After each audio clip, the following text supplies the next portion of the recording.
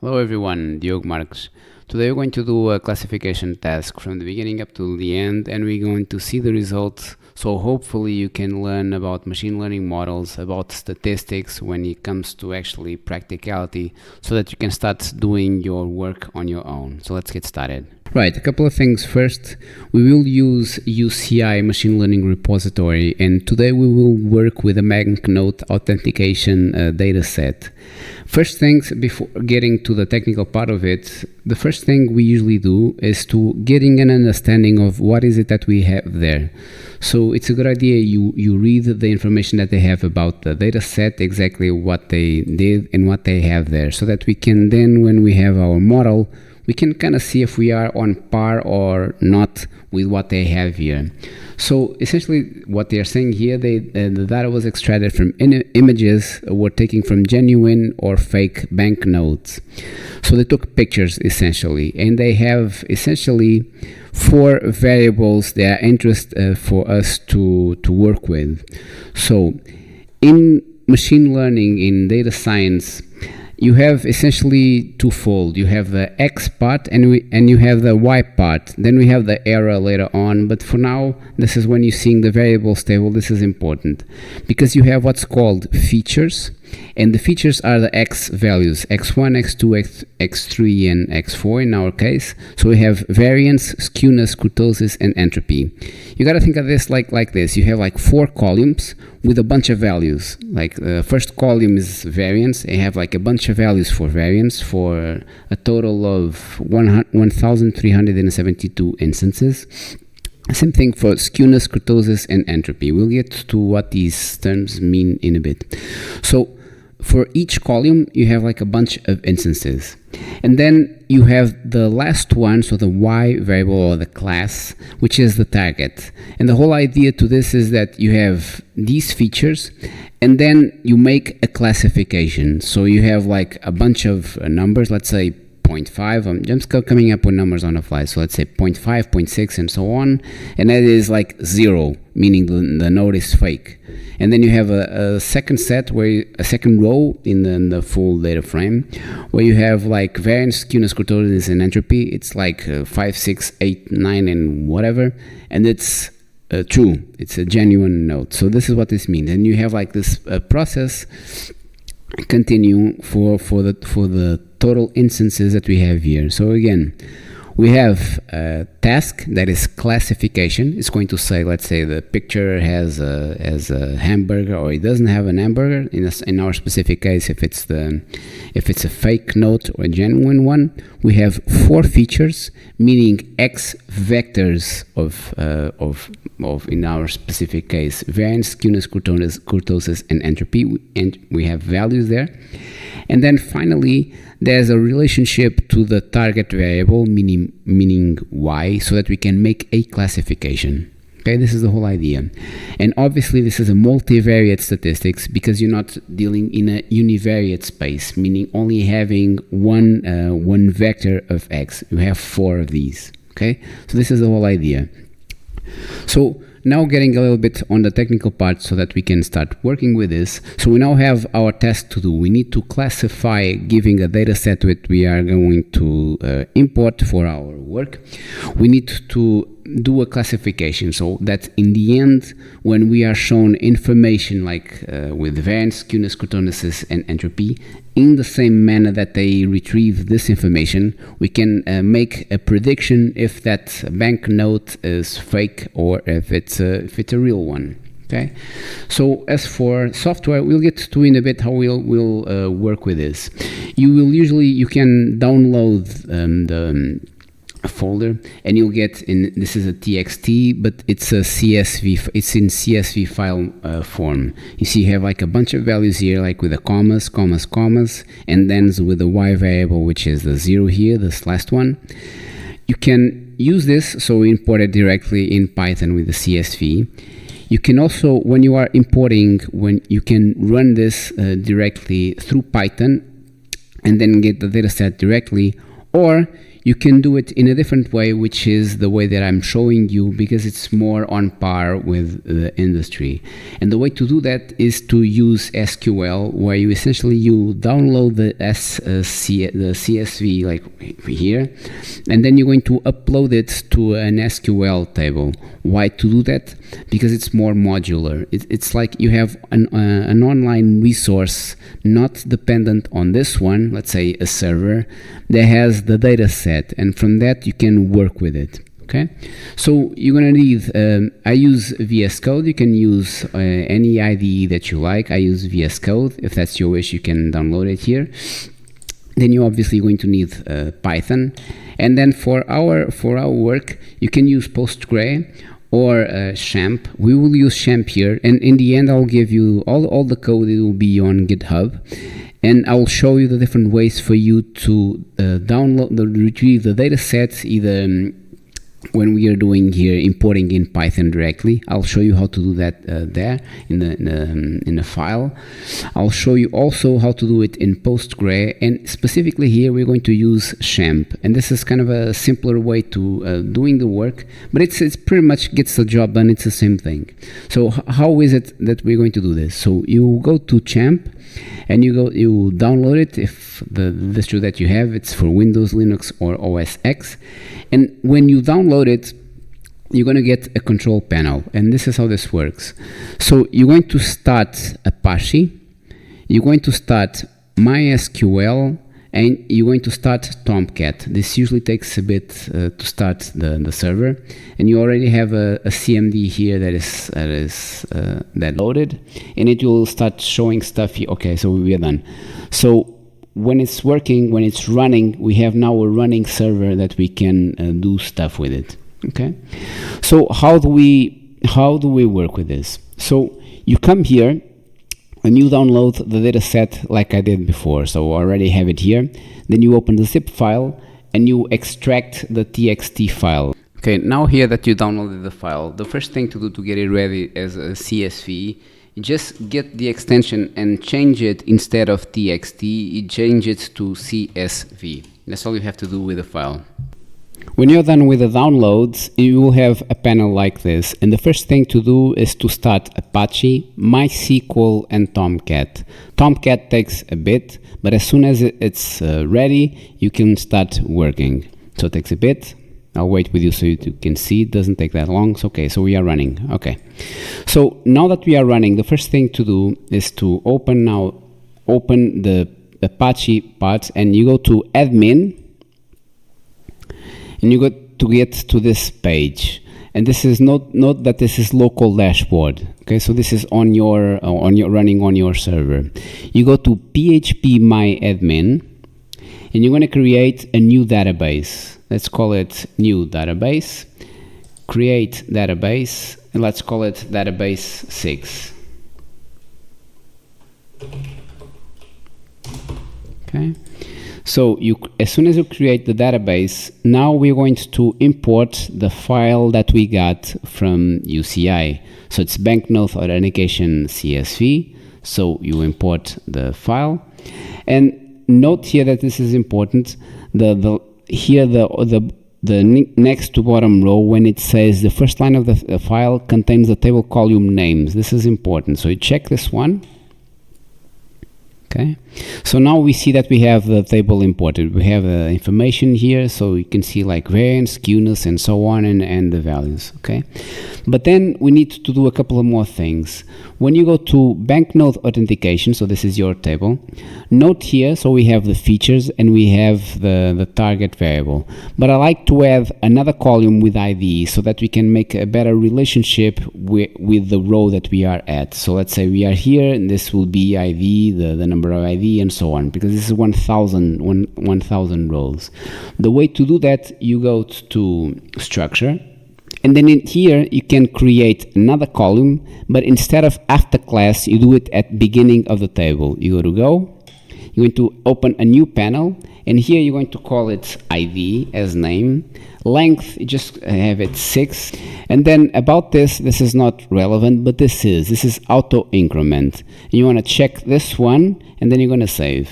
Okay, Okay, so now we have a new column called ID, type int, and then we have an extra which is auto increment. And when you go to bank classification, you see here that we have now our new row ID auto incrementing per value that we have here. Okay, so now that this is done, you can close this and you can go to your VS Code. Okay, so now at VS Code, you can create a folder. Already I have one here. I call it database access. You can call it whatever you want. And then we're going to create 3 files. The first one is called access.py. And this is the one that we are going to need in order to retrieve the information from the running server that you have. The second one, it will be stats tests.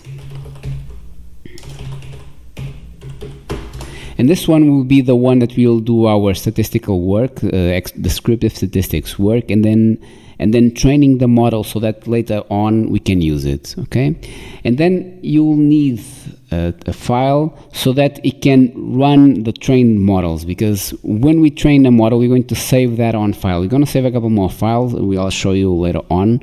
So we will be seeing some files here, or the extension pickle. That's the name. And then we'll need another file so that we can use the saved models. So this will be called test model.py. This will be the one that when we stop doing our work in stats tests, meaning we complete it when we save the models. Then we will use test model to import the models and then use it to make our classification task. And here in these types of, when we have these types of tasks, when you start having like a bunch of files, I like to have one unified one where you run that one and it kind of calls all these other files into one. That way you don't have to run each of them individually. And we can call this file, it's usually called app.py, and this is exactly what we'll be calling this file here. Okay, so again, we have access. I'll show you the code how to retrieve the information from MySQL. We have stats tests that we will use to train and save the model. We use test model to use the model on unseen data, and then we will use app.py so that in the end we won't be using each of these individually. We'll just use app.py to run the whole thing. Okay, so let's get started. So what you're going to do is import pandas as PD so that you can to use a data frame. A data frame is nothing more than a data structure that holds the data set. Remember, we're dealing with multivariate statistics. We have a bunch of column vectors, X, like with skewness, kurtosis, and so on. We have a class target, which is our Y variable, that we will make predictions. So essentially we have like this table with 4 columns of X and 1 column of Y. Usually when you import this directly from UCI, you will have this separate. You have like X separate and Y separate. This is why I like to use the data tables here, because it already comes like kind of combined in a whole thing. Okay, so the next step is to create what's called an engine. And this is done like this. From SQL Alchemy, we're going to import create engine. And this is nothing more than a fancy way to say that we are going to connect to SQL. Okay? So here it's the database connection settings. We call it db config equals to, and then here we're going to have the parameters required in order for us to make the connection to the database. So this is host, the second one is user, the third one is password, and the fourth one is database. Okay? All right, so to do this correctly, it's double dot, double dot, double dot. Then we have commas here for each one. And now let's use the values. So since this local host, this is 127.0.0.1. As for user, it's root. The password, I left it blank, so we don't have any password. And now this is important. So the last time I called it database 6, I have already running one called database 4. You just call it the name that you defined in your XAMPP server. Note here, when I go here again, just to show you, we will be running database 4. But I created database 6. It's exactly the same thing. Just already have like a bunch of them. It's the same thing. So we use the one that we created. Okay, so database 4, you keep that between quotes, and we are good to go. So this is the host, this is a user, the password we left blank, and the database name. So whatever the name you called it, I call it 4 in this one. So this is the one we will be using. Okay, so now we need to get the data frame. So this is connecting, but now so this is essentially says, okay, connect me to the database 4. Now, okay, I have the database 4. Now what do I want to do? Now we want to retrieve the data set that we have there, and essentially what we are going to retrieve, we're going to make a connection and then retrieve the table that we created. Okay, so this is how we do this. So we define a function called get data frame. Okay, we don't have any parameters here. So inside here, when we have stuff here like this, it's called parameters. We don't have any parameters required. What we do need to do is put this in what's called a try exception block. And the reason for it is because if it fails for some reason, it's going to create kind of a graceful way of dealing with the error so that the code doesn't break. Okay, so the first thing we're going to try, we want to create a SQL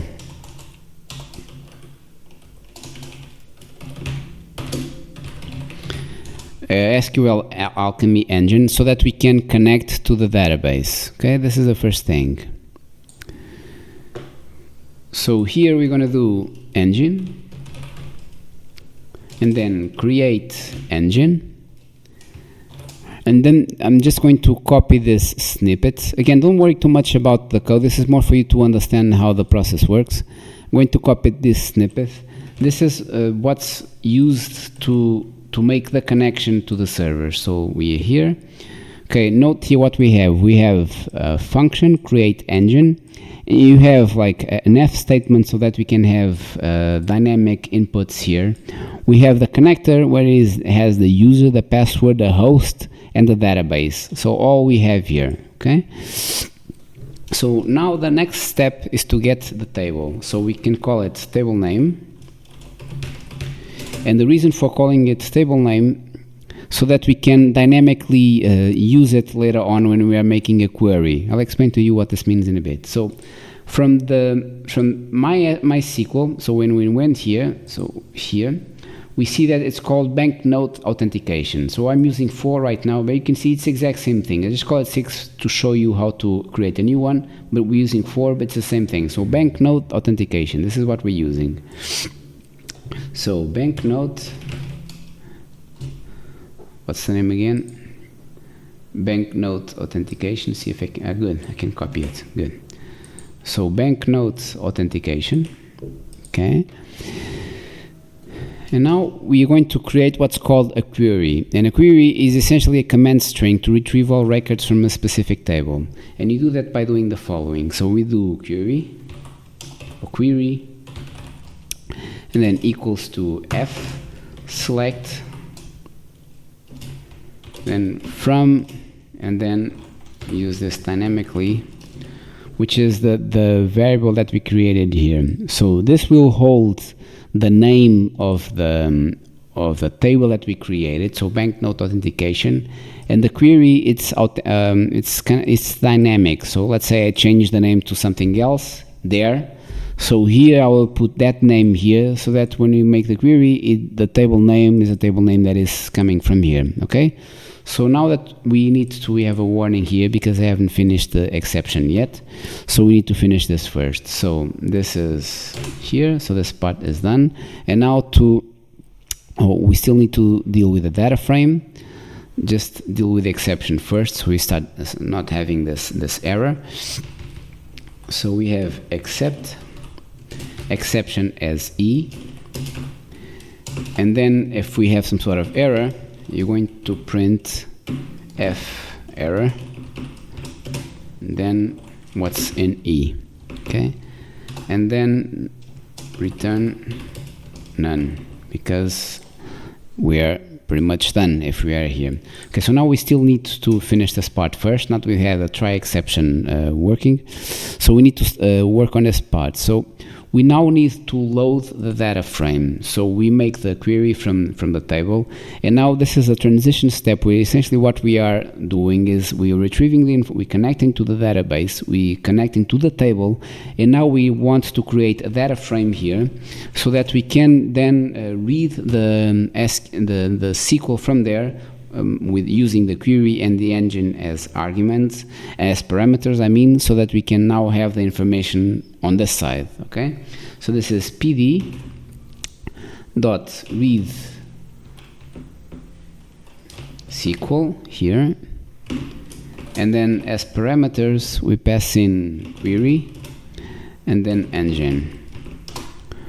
Okay, and now there are a couple of things that are important to do. When you make these imports, it's important to make some adjustments here, because it will show the columns but skips some information, and sometimes when you have like very large data sets, we have like a bunch of vector X columns, it changes rows, so it's not very clear to read the information.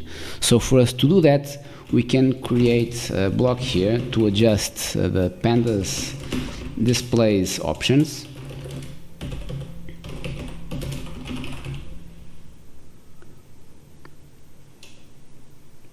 Okay, so we're going to set the first one as pd.set option, and you're going to say to display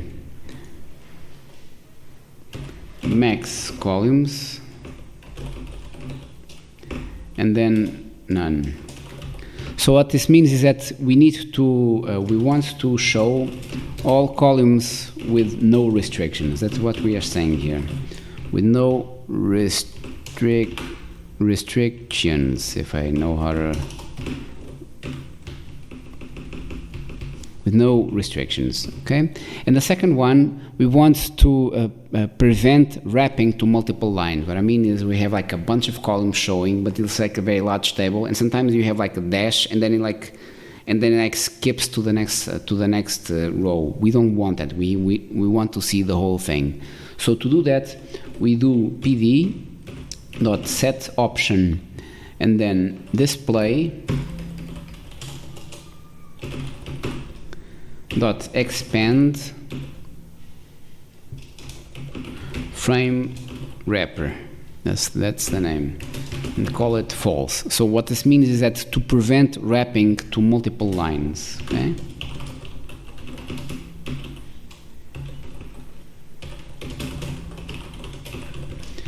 Okay, so now that this part is done, we just need to return the data frame. Remember, we are in a try except.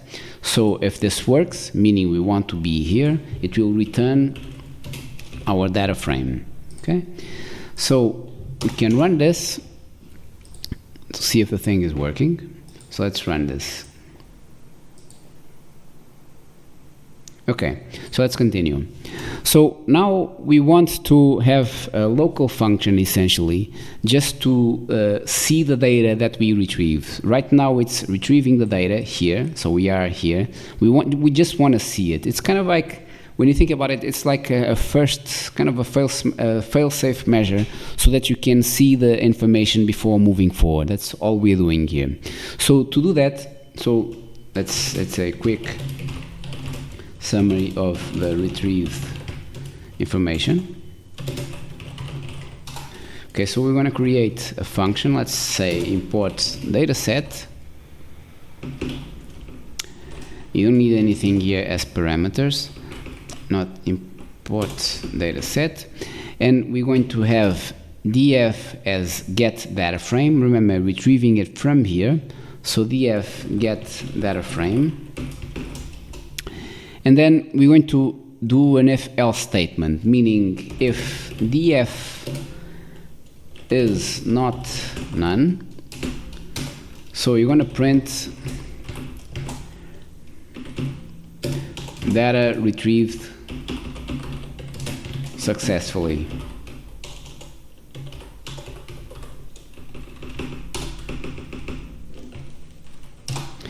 And we can also print the data set basic information. So let's call it data set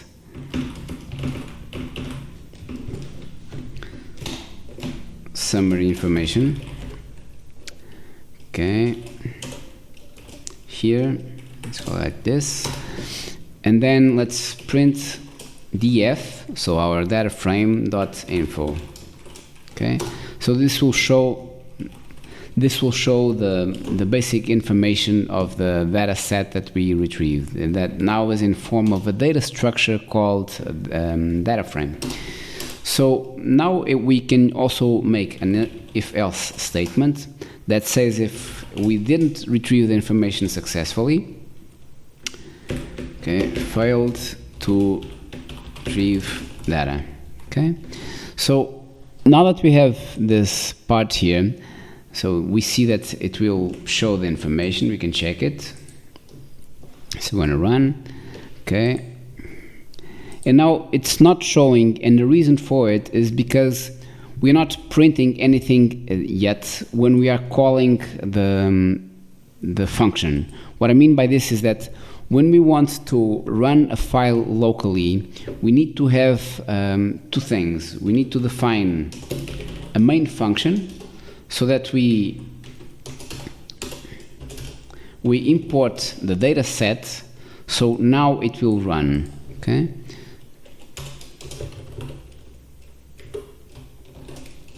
And the next thing is we need to have this if statement allowing us to run our module directly. So if this module is executed as the main program, the main function will be executed, which is this one. Okay. So essentially what I'm saying here with the code that I'm about to write, which is called, let me just write it first so I can explain it. So name equals main, okay, and then execute main. Okay, so what this does is, if we will be doing this procedure for all the modules. Each file in Python is called module, so the .py file is a module. So we'll be doing that for all modules, and essentially what we're doing here, we have a bunch of functions that kind of use themselves together to do stuff, and then in the main function we are going to use some of them, the main ones, kind of like the overview of the whole thing, not the granular level that is taken outside main, so it's within the module. Here we're going to kind of call the main one that takes care of the whole other stuff, right? And because we want to run each module individually, because we might have different stuff going on in each file, not necessarily required for other modules, you're going to run this directly here. Okay, so now when we run this, it's going to print what we defined here before, so the data was retrieved successfully.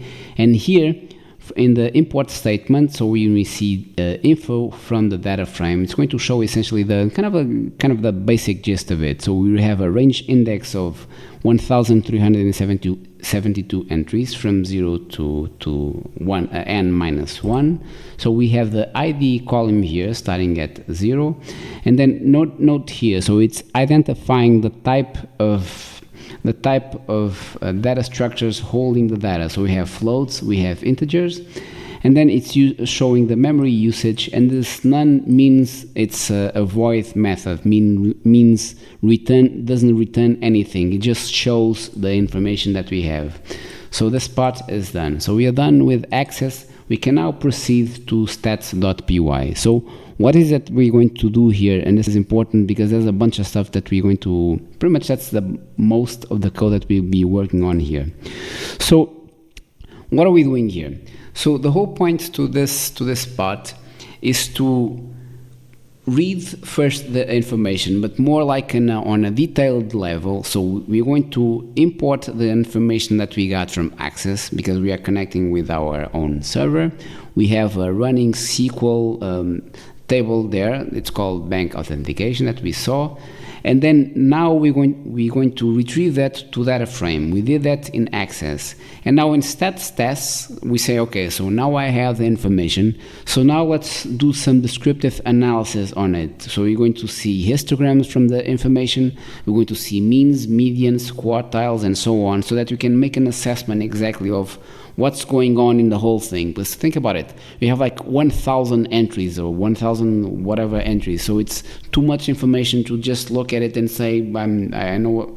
So we need to see some sort of, not just numbers, because they might not tell much when you see like saying median equals to whatever. It's more meaningful to see like graphs and all that showing histograms, so that you can see that the data is skewed, positively or negatively skewed, so that we can make inferences on stuff that we might need to do on it so that we can work with it, okay? So what is it that we need to do? So we have a bunch of imports. I'm going to copy all the inputs because there are a bunch of them, so we don't make any mistakes here. And just one thing for a sanity check. So I'll show to you what each of these imports means. So note here, besides all the coding and the IDEs and the coloring and whatnot, we're doing a classification task, meaning we have information that we retrieve, has features, and we want to make a classifier. So when we use our model later on, it can make accurate, hopefully, classifications on new data. Okay, so remember that in the target variable, 1 means that the banknote is genuine, and 0 means that the banknote is counterfeit. Okay, so about the imports a bit. So now from the module access, we're going to import get data frame. It's still grayed out because we are not using it yet, but we will in a bit. Import pandas as PD, so to create data frames. Matplotlib, pyplot, color, and patches. These are all to show the graphical plots. And this specific one is about like the arrows that we will need in the biplot. And I will explain to you later on what that means, okay? So then, NumPy is for array operations. Joblib is to save files. Remember that we will be saving our trained model, so that later on in test model we can use it to make inferences on new unseen data. Okay, this one is to do multicollinearity tests. These two ones, I'll explain later on what this means. I'll explain everything later on. Just for now, just focusing what is it, because we have a bunch of stuff here. So this is for statistical tests, basically. These two we're going to need for statistical tests. So accessing from the previous model, getting the data frame. This is for us to be able to create data frames here. These are for graphical stuff. This is for array operations. This is to save file. These two are for statistical operations, and these ones are related to transforming the data and then creating the structure so that we can then train the model. So PCA is principal component analysis. We will need to use a scalar. We will split the information into training and test sets. And then we will use random forest classifier, which is our learning algorithm, so that we can train our model. There are a bunch of them that we can use. I chose this one specifically because I already tested like a bunch of them, and this was the one that yielded best results. This will be the machine learning classifier algorithm that we will use. And these are about the metrics. So in the end, when we train the model, we're going to see the accuracy and the classification, okay? And this last one is about resample, because I will need that when we are testing balanced data, okay? So about the imports that we are done, let's move on to how we will be working, okay? So a couple of things here. So when we are defining our vectors, either the x1, so the features and the target variable, I like to put things like this. So columns, I call it columns of interest, and it's the information that we have. And note this kind of connects together, so you can see what we have here. So we have variance that we'll need. We have we have skewness, we have kurtosis. There's a typo here when they created the data set, because this is with a K, not with a C, but we will address that in a bit so that it doesn't create any confusion. And then entropy. Entropy. For now, I'll change this to K, and then I'll change it directly in the data frame so this doesn't create any problems later on. So these are our features. So let's call it X features, okay? And now I have another one here that I also like to call, which is target. And target is equal to the class, which is this one, okay? Target is equal to class, okay? So this is kind of the gist of it. So we have our X features and we have a Y class. So Y,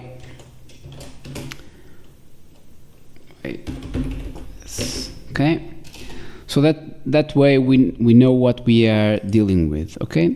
So the first thing is when we have this, we're going to need to do our analysis. And for that, we're going to create a function called print dataset info. We pass in as parameters df and name, and we're going to print f statement n, then name,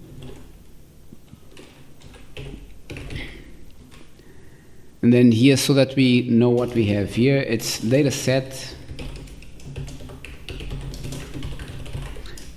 summary information, and then below this we're going to actually print the information. So what I'm saying here is that when we later on we call this function, we're going to pass in the data frame, because we are going to use different ones, and they're going to have different names, but we want to see the summary information of that data frame. This is why I have this dynamic component here, so that when we pass in as a parameter like the name, let's say reduced data frame or validation set or whatnot, it's going to say, let's say, original data set information. We're going to say validation data set information, and from that data frame it's going to retrieve the information from it, okay? So then I have like the next chunk of code for the other stuff that we need. So again, we have the first columns that we want to see. So this is just a summary. Instead of seeing, let's say, 1 zillion of them, you just see the first couple of them.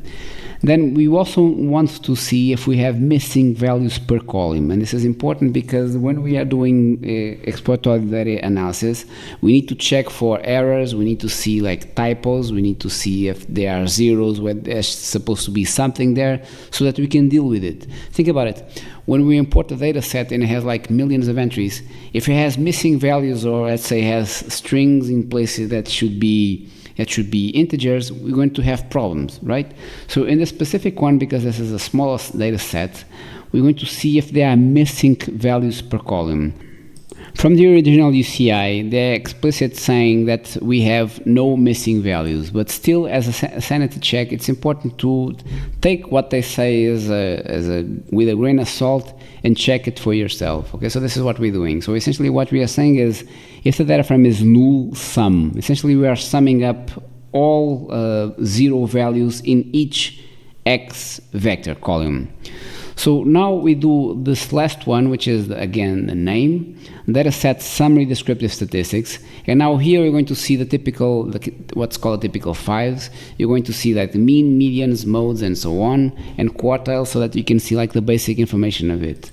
This is in academia, they ask you sometimes to do tables and put in values, but in real life it's harder to make assessment just from seeing like a bunch of numbers that you are not making any kind of informed conclusion. Because let's say you want to see like local medians and all that, it's harder to see when you have like this gigantic data set. This is a smaller one, this is 1,000 something, but let's say we have like 1 million entries or something like that. It makes it harder to assess what's going on there. So, but still, we still use it so that we can make assessments on the information. So this is about like the printing the basic gist of it. Okay. So this next function, now we're going to essentially pre-process the information that we got from this initial data frame. So we're going to pre-process it, call it, let's say, pre-process data frame. As a parameter, we import the data frame. And now here, this is the thing that I was mentioning before. I want to rename columns. And in addition, I want to shuffle the data frame. And I'll explain what I mean in a bit. So let's start first with the renaming part. So we're going to do df.rename, and then columns equals to, then we have the first entry that they named kurtosis, and we are going to call it the correct name, which is kurtosis with a K. Okay, and then here we are what's called in place equals to. Okay, and now the second one, we are going to shuffle the data frame. So what I mean by shuffling the data frame? This initial data frame, we have one, let's say 1000, just to make it simpler as for our general talk. What we're doing here is we're going to, in a bit, we're going to take a chunk from this 1000, and it's being completely off this module stats tests. And the reason for it is because I want to have a completely independent, unseen data set, so that later on when we have our model that is trained, now we can make the classification task on that unseen data frame. And before we do that, so before we take that chunk from it, it's a good practice to shuffle the whole data frame. And what we are doing here essentially is creating a sample fractioning 100% of the whole data frame, and then resetting the index so that now, although we still have like the row entries, but now they are completely shuffled. That's the whole point. Okay, before moving on to the shuffle data frame part, I want to explain to you exactly what's the plan. So we're going to essentially in stats tests, so here in stats tests, we now have our data frame, but now specifically we're going to take 20% out of this and get this to be used later on in our test model. So the other file that we created, we're going to have this new data set here called df_val plus the train model. Okay? So the idea here is that the train model that comes from here, we get this in a file here, and we're going to test it against this new part that is completely unseen because initially we took this specific chunk from it directly to here. Okay, so now this section, this last part, so this part is kind of disconnected from this, and we still have this part, and this specific part is called training and then test. So we're going to allocate 80% of this chunk and 20% of it. So we have this another 20% of it. Again, this represents 80% of the total data set, and this is 20% of the whole data set. And from this 80%, we're going to allocate 80% of it to training and 20% to test. So we have essentially what we'll call a df_tt, so training test, and we will have a df_val that we will not use here, but we will use here. Okay, so this is the plan. So let's get back to this. So because we are essentially kind of taking chunks out of this, it's a good practice to do what we are going to do right now, which is to just shuffle it. We still keeping everything, like all the relationships, let's say all the x vectors and the y target variable, it's just shuffled around. So this is what we're doing. To do that, we create a new data frame called df shuffled. Then it's equal to df. We're going to take a sample from it, but with a fraction of 1, meaning a fraction of 100%. And in order to be able to reproduce the same type of results, we define what's called a random state and just a random number. This could be 42, 50, and so on. What this means is that this specific way of shuffling the information is done in the same way when we use this state. And sample, although might be a little bit misleading, we're not actually sampling, because essentially the fraction is 100%. So essentially what we are saying is we are sampling 100% of it and using the same state so that we can reproduce the results later on. This is what we are doing here. Okay. So then we're going to do reset. Missing a dot here. And then we do reset index drop true. So what this means is that we now have a new data frame shuffle to work with. And now we're going to split it. And to do that, we're going to create a new data frame that is going to receive as a parameter the df shuffled that we created initially, and also the validation fraction equal to 0.2. So this is a 20% that I was explaining earlier on. So this initial 20%, this is what we're doing here. So it's taking 20% out of it. Okay. So now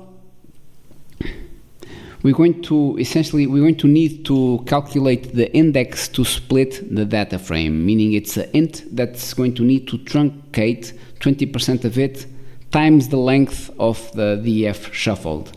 Think about it. We have like this chunk here, where we are here. We have this chunk, so we need to calculate it's the whole thing times 20 so that we can get the new one. Okay, so this is what we're doing here. So we're going to say split index equals to int validation. Just going to copy this part here. Validation fraction times length of the df shuffled. Okay, so this is the initial one, so it has the whole size. And now we take the length of the whole size and multiply it by 20%. And we're going to truncate it, meaning, let's say we had something like 103.4, that becomes 103. Okay, so this is what we are saying by using the integer here. Okay, so this is done.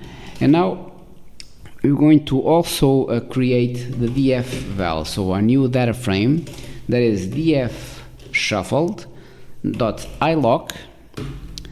Essentially, it's going to ilock is a function that is uses the indexes so that we can do operation with those and not necessarily the values. So what we are saying is ilock all the values up until split index dot reset index. We've seen this before. Drop true. Okay. So essentially what we are saying is the new data frame, the validation data frame, so it has the size here that we created here. It's up from everything up to split index from 0 to n-1, so this value, and we're going to reset its index. And same thing we're going to do with the data frame, the training test set, same thing. So I actually can copy the whole thing here. But the difference here now is that instead of up to the split index, it's the other way around. It's from split index, starts there, up to the whole thing until it completes. So now that we have both data frames, we need to return these. So return df val and df tt. And now here we're going to return the validation data set so that we can use it in the end. This is a function that we are going to specifically create so that from test model that doesn't have anything yet, it will use this one to get specifically just the validation data set. So we're going to create def get validation data, and now we're going to get the data frame. So we're going to retrieve the df.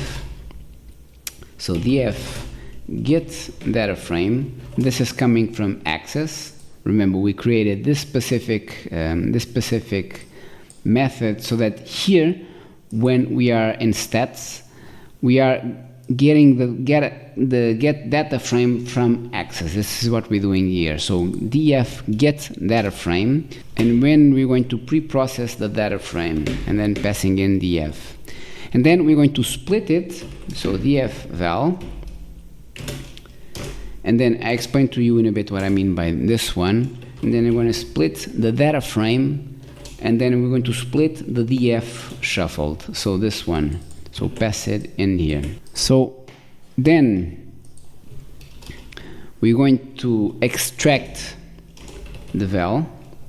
So we're essentially extracting the columns. So df val, and then because we already defined in the beginning the columns of interest, this is why I do this like this, so it's make it easier to work throughout the code.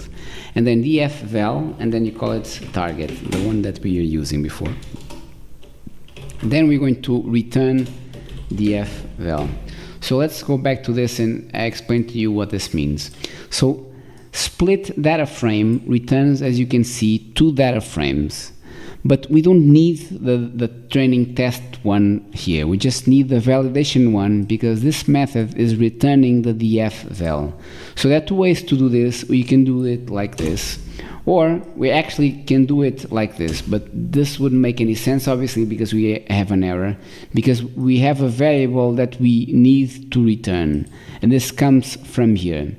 So this is a convention to have things like this, meaning you are showing specifically that you know that this returns 2 values, but here you're just interested in the first one. We are done with the returning part, and now we are interested in plotting the data. So we are essentially here from this point we retrieved the information, we pre-processed it, so made just some naming changes in the columns. We split the data frame by using the shuffled version of it fractioned at 100%, and from this we have 2 data frames to work with. We have the validation one that we won't be using here in this module, and we have the training test one that we will be using. And here this method, because we will only be using this one to retrieve the information of the validation data set, so now we have df val. This is the one that we'll be retrieving, and since we split it before, this is the split version, so you're going to retrieve this specific one to be able to use it later on in test module. So we're done with this part. So now we can start working on showing the data. So plot data, and what is it that we're doing here? We need to we need the df and title, and this is I'll explain to you what I mean by the title. The whole point to this is that we're going to create histograms of different data frames. We use the original data set, we might use a training test one, so that when we have our plot windows, it doesn't show specifically just saying histograms, but it's saying histograms of the training test one, or the histogram of the validation test one. So this is what we mean. So we're going to pass here the data frame and the title, so that we can then use the specific title in the histogram that we're going to create right now. So these are the histograms that we're going to be creating. And here specifically we're going to exclude class and ID, because I don't want the histograms to show a class ID just has 0 and 1, or the ID that is coming from from 1 to whatever the number we have of values. So we want to exclude these specific ones and just focus on the X vectors. When we have the variance, skewness, kurtosis, and entropy, I want to see the type of skewness that it has, if it's a positive or negative skewness, so if you have local medians and so on. We're going to specify the number of columns to plot.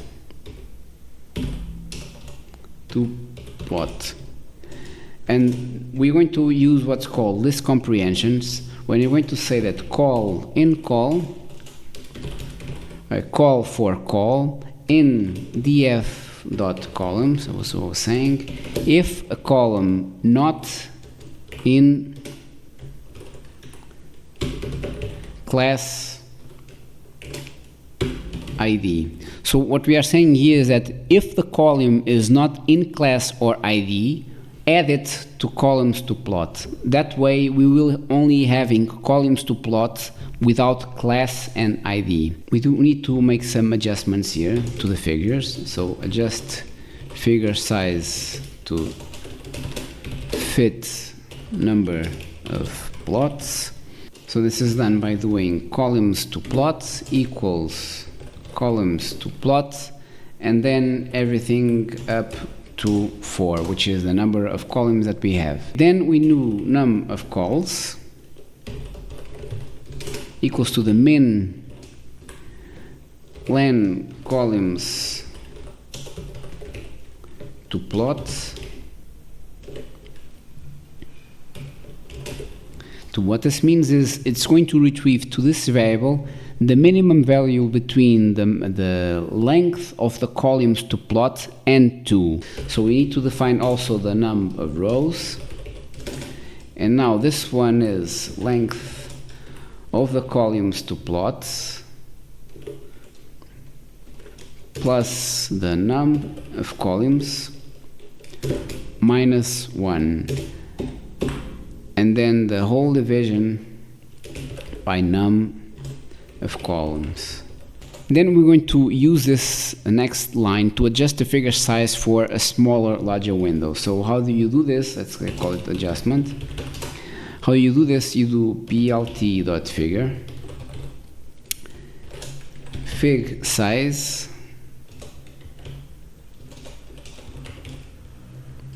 equals to number of calls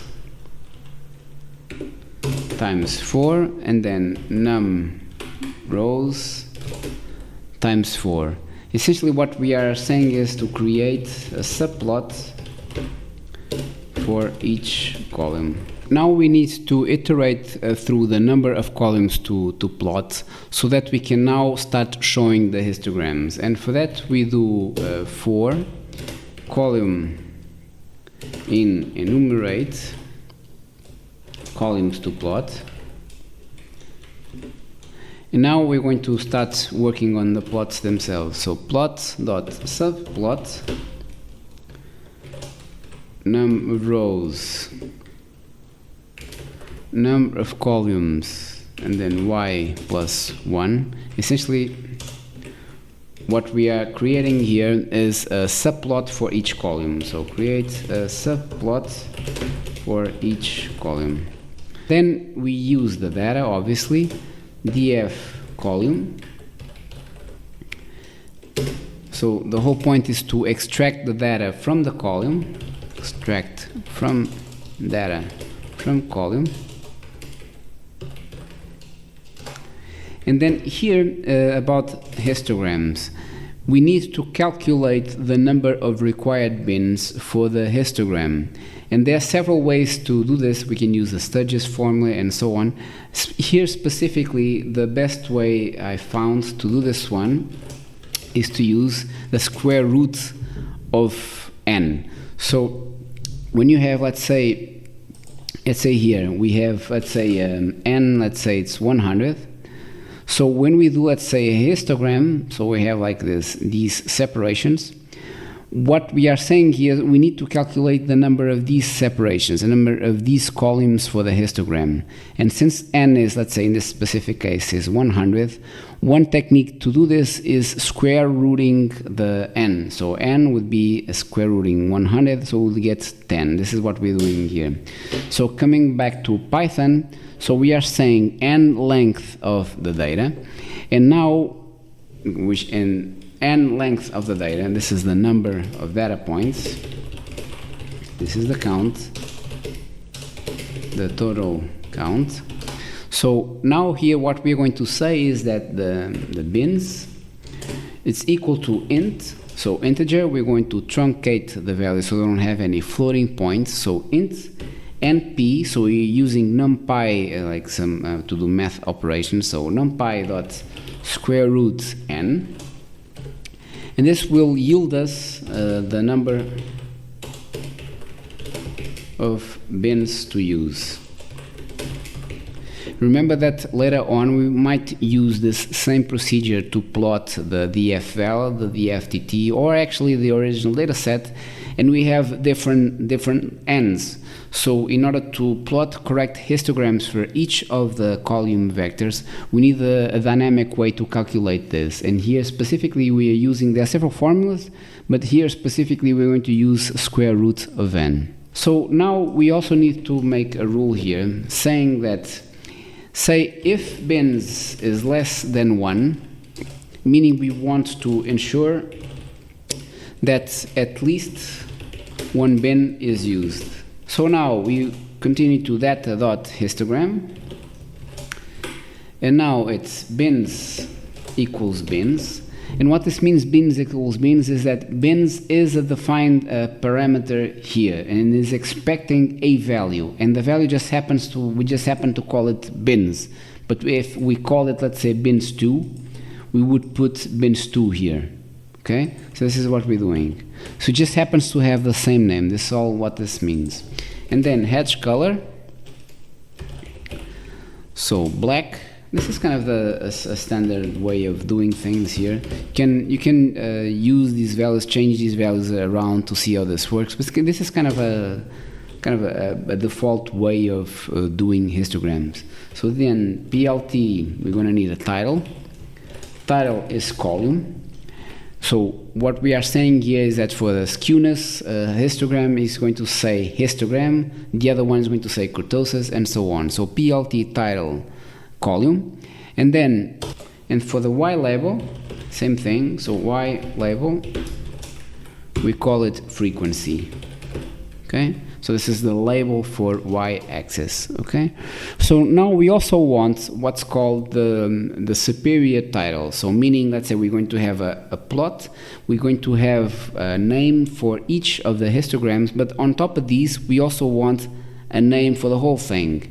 And this name specifically, we're going to use the name that we are going to pass as an argument in our function. So later on, so earlier on we defined this as title, and now we're going to use this specifically here in the subtitle. So this is out of the for loop.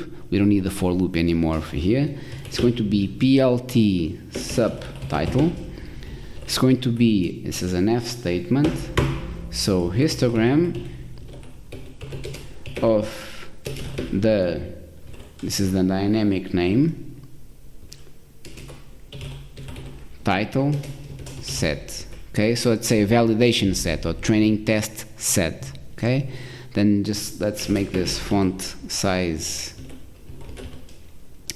equals 20, and then we also want to make adjustments to it, meaning, let's say, where it starts, where it ends, the bottom, the right, and leaving some a percentage on top of it.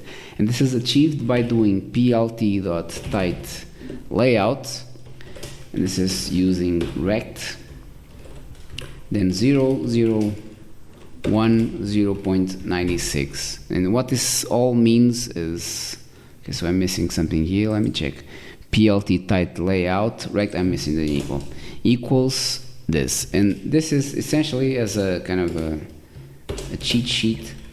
This is left, bottom, right, top. So we're going to adjust the left parts, the bottom parts, the right top, the right part, and the top part. So now we're going to do PLT dot show. So this is to show the whole thing. So now coming back to VS Code, we're going to do def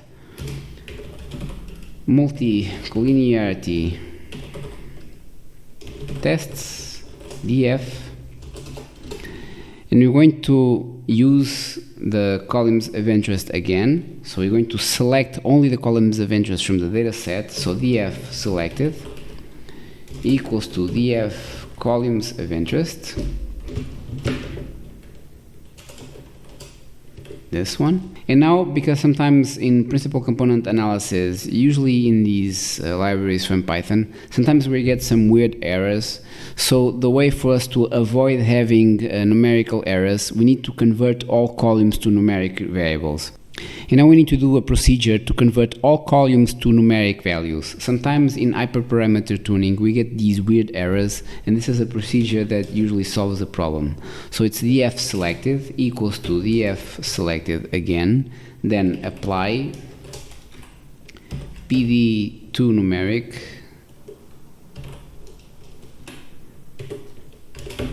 errors equals coerce, and then drop NA.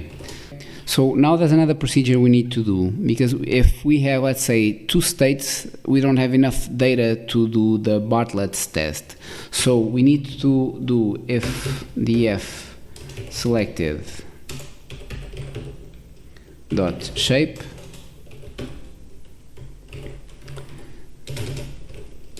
you're going to print not enough data.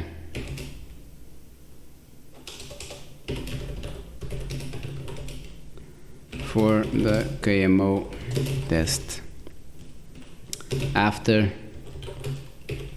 dropping NANs, and then we're going to return. Okay. Right. So now that we have this out of the way, this is kind of just a cleaning process, because we are going to start processing data, and this is to avoid having errors along the way, specifically when you're doing hyperparameter tuning. So this is a way to deal with it now. So now coming back to our Bartlett's test. So the whole point in Bartlett's, it's also called Bartlett's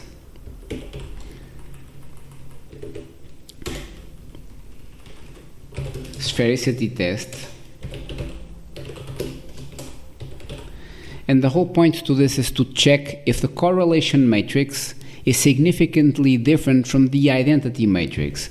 Remember that, I'm going to pull up my notes here so you can see. When we have an identity matrix, essentially what this means is that we have something like this. Let's say 0, 1, 0, 0, 0, 1. This is an identity matrix. So let's say this is X, this is Y, and this is Z. This means that there's no linear combination of these, so that you can relate those in the specific value. So what this means is that all these vectors are linearly independent. And when you have something like this, let's say 3, 4, 6, 8, and so on, most likely there's some sort of combination between these. I don't know, probably there is, probably there isn't. What this means, what the sphericity tests mean, is that we are trying to assess if the correlation matrix is significantly different from the identity matrix, because we know that in this specific case, all linear combinations, they won't exist, because the vectors are linearly independent. So what we are doing here is going to do a test to see the results. To use that, we're going to use the initial library that calls Bartlett, and we're going to retrieve two things. We're going to retrieve the statistics, the test statistic, and we're going to retrieve the p-value, and that is equal to Bartlett. And then we're going to have this operator is called unpacking the list of columns into separate arguments for the test. Essentially, it's going to unpacking things into separate arguments, essentially, for the test. That's what this means. So then we have the df of interest. In our specific case, it's selected, because remember, we are transforming the data so that we can use it without errors. So df selected. And then we pass in call, because this is what we are interested in, for call in columns of interest. So let's just print results, print Bartlett's sphericity test. We're going to do print Bartlett's test statistic. Let me just copy the information here. So next we need to set a significance level. It's the alpha 0.05. So this is a probability of you rejecting a true null hypothesis, meaning you committing a type 1 error. So we need to start with 5%, and you're going to print the significance level, then equal to alpha. And now we need to do an interpretation of the p-value from the Bartlett's test. Essentially, we need to have if p-value less than alpha, stuff here, and then else stuff here, okay? And the stuff here that I'm going to put in, just for us to not waste too much time with just writing text, I already have it written here. So we are printing the p-value, so the initial p-value with 4 decimal places. And then if that is less than the alpha, less than the significance level, we're going to favor the alternative hypothesis. It means that, and this is from the definition, at least 2 variances from our initial table, at least 2 variances are different. So this means that we're going to reject the null hypothesis that states that the variances are equal. They are not equal because we have at least 2 that are different. So this means that the variances are heterogeneous. Okay, so that means they don't have the same variance. They have something like this or something like this. The pattern is not linear. Okay, so the implication is that essentially the correlation matrix is significantly different from the identity matrix, and this makes sense. So if this is the case, we have variance to work with, meaning we may proceed with the PCA, okay? And the other case, so let me just copy the prints here so that we don't waste too much time with this. So this next one is the other way around. So the p-value is greater or equal than alpha.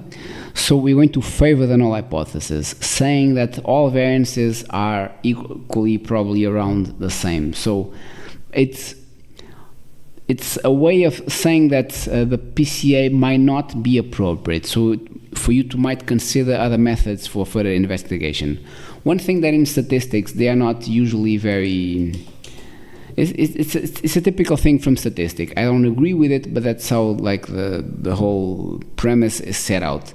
They never tell you go left, go right. It's like you fail to accept the hypothesis to go left. So what you are essentially saying is that you are rejecting this new hypothesis coming in, but you are not necessarily saying that the null hypothesis, meaning the default value, is necessarily accurate. So this is kind of just a suggestion to use, so you make your decisions kind of with a grain of salt. Basically, this is what you're saying. So now for the KMO. So the KMO, the idea here is you are going to have this list saying if the values are between these values, you may proceed with a test or not. So let's say below a certain percentage, you may not proceed, or above a certain percentage, you may proceed. So I already have the snippet of code here laid out. I'm going to show this for you so you can see. So it's here. Okay, let me show this to you so you can see. So this is the decision rule for the KMO test. So if we have anything essentially below 70%, it's not a good idea. It's not recommended to do the PCA analysis. So in order to make this more dynamic, we can have some lines of code here, and obviously we need to integrate this with the code that we have so that we can use with our data frames. So let's just print out initially. Let's say let's call it N or KMO test. Then we do KMO all, KMO model, and then calculate KMO, and then DF selected. Okay, so what I've done here is just the same way that we unpacked stuff for Bartlett, getting the stats and the p-value. This one we're going to calculate KMO, and we're going to retrieve the values gained from the function to KMO all and KMO model. Okay, so then we need to create a data frame to display KMO statistics, so that we can then assess what's going on there with the variables in relationship to this table that we created here. So to do that, we're going to do KMO DF equals to PD data frame, and then open brackets. I always like to separate things like this so you don't forget stuff. We have two. This one is variable, and this is columns of interest. This one is the KMO statistic, and this one is KMO. Okay, so now we're going to have a table showing the columns of interest and also showing the statistics, the results that we get from the table. So already printed out our decision rule, and now for the same thing we're going to have this showing the KMO statistic for each variable, and to do that we need to use for loop. And this is similar, if you're coming from Java, this is the same thing, but in Python we use what's called zip. So instead of doing for I and then up until a value in y++ increments, because we have two values here, we can do variable and KMO value in zip. And zip is getting these two values and then iterating through both at the same time. KMO df and then variable.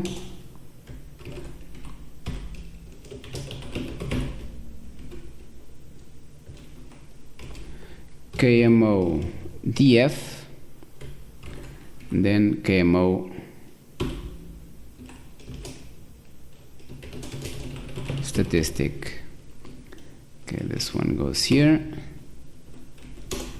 and this one goes here, and then we're going to print f to be dynamic variable and then KMO value. So all we're doing here is doing the for loop using the zip function to use two iterables so that we go through the variables and the KMO statistic, and you're going to print those dynamically, showing like the name of the variable and the statistic from the result of the test. So now we can print the overall KMO statistic.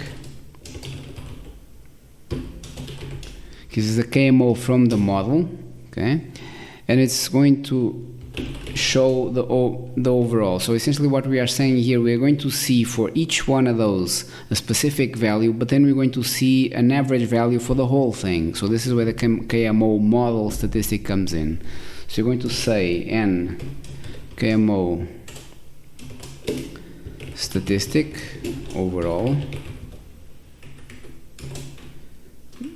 Get this fellow here, and then KMO model.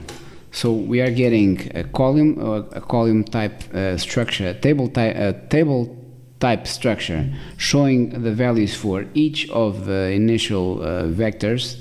Here we're going to unpack those, and then we're going to see a second print with the value of the overall value of the KMO model. This is what we're doing here. And as for the conclusions, the same thing as before. So I have this already unpacked here, so don't waste too much time with text. So it's a bunch of else statements, essentially with the initial statistics, so that we can get the correct values adjusted dynamically. So let me grab this fellow here. Okay, so we're here. So it's KMO model if it's greater or equal than 0.8, if it's greater or equal than 0.7, and so on. And from all these, we're going to get a conclusion. And this is the key important part, so that we are going to, here now, we're going to print the conclusion on the KMO results. So print KMO conclusion, and then print conclusion from the results. We can actually do this, have a better separation. All right, so now we have our models. We have a Bartlett and KMO model to test before, and going to give us results to see if it's a good idea to proceed with the principal component analysis or not. But to do the principal component analysis, we need to standardize the data first. When you have something like this, just clean our board here so we have more room. When you have something like this, let's say initial data set, and when you have kind of a density curve over it, you have something like this. But the mean, let's say the mean is like but the mean is, let's say, 5. And then you have another one, let's say the mean is like -4. And then the other one, you get what I mean. So in addition, if these metrics are in different scales, you might have like a variance of this would be, let's say, 40. And the variance of this would be, let's say, 4,000. And the variance of this one would be, let's say, 80 million. So we need to compare apples to apples and oranges to oranges. So the way for us to do this is what's called normalizing the data, so that every single one of these, the mean is now 0. So it's centered around 0. And the calculated variance, we're going to use the standard deviation, which is the square root of the variance. That way, when we say that we have one standard deviations from the mean, we have this value here, whatever that is, right? So we haven't changed anything. If you think about this like in an axis, this fellow used to be here, and now this fellow, the same fellow, is here, right? It's centered around the mean. So the mean is 0. And the variances, so that we can compare variances if they are in different scales, use a standard deviation. So what we are saying is we're doing a square root of the variance, and that is a standard deviation. So we have two standard deviations, would be this fellow times 2, would be this fellow times 3, and so on. So that way, when we are now comparing stuff, let me get more room for us to work with. Okay, let me just get this here. All right, so now when we are comparing variances, we're now having, let's say, the first fellow, the second fellow, the third fellow, and fourth fellow. So we know the means are equal to 0 across the board. And now we have like a standard deviation. Let's say this one is 2, this one is 3, this one is 4, this one is 1. So we have a better way of comparing apples to apples and oranges to oranges. This is all we are doing here. So in order to get that into code, essentially we need to create a new function that we're going to standardize the data. In order to do that, we need to create a function now. Let's call it standardize data. And we're going to have two parameters. We're going to have xtrain, and we're going to have xtest. So xtrain, this is a training feature matrix to be standardized. Xtest, this is a test feature matrix to be standardized as well. And it's going to return two things. It's going to return, get the copy here from my notes. It's going to return two things. It's going to return the xtrain scaled. Let me get this here. And it's going to return the test scaled and the scalar. A scalar will be a file that we also will be creating and saving from stats in pickle format, so that later on in the test model we will be loading all this data that we use standardized. Remember, we are not dealing anymore with the initial vector axis. We are dealing with the PCA version of it. And if we are using a different model, it doesn't know what were these features. It doesn't know the loadings, doesn't know the weights. So this is what we're doing here. We're standardizing the data, and then after standardizing the data, we are returning a scalar. And the scalar later on, we will save it so that we can then use it when we are making assessments to the model. So now, doing actually the function, so we're going to initialize the standard scalar. To to standardize the data. So scalar is equal to standardize scalar. And now we need to fit the scalar to the training data and transform it.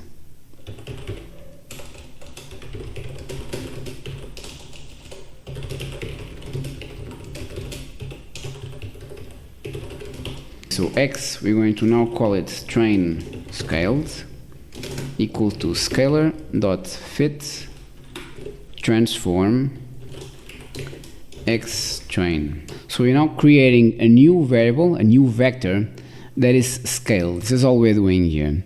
And then we need to also, after scaling it, we need to transform it. So we're going to transform the test data using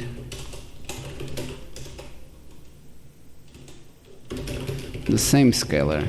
So it needs to have some value. This is all what this means. So now we just need to return. We're going to return the train and test features x and the scalar object. So return x train scaled, x text scaled, and scalar. So now that we standardize the data, we need to create the PCA analysis function to use it.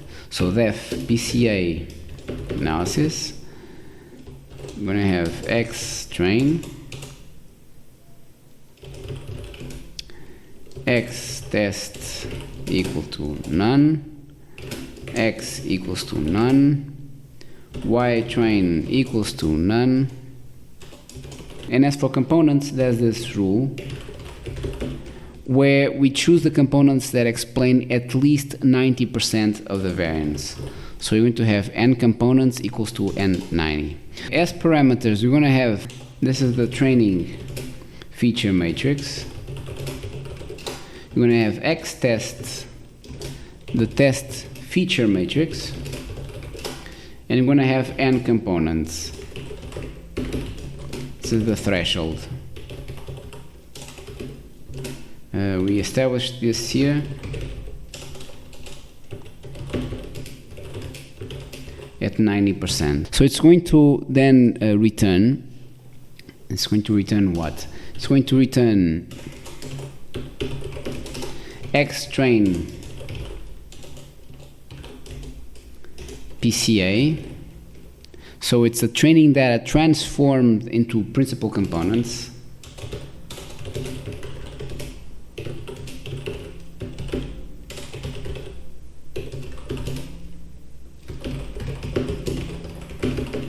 Same thing for this one.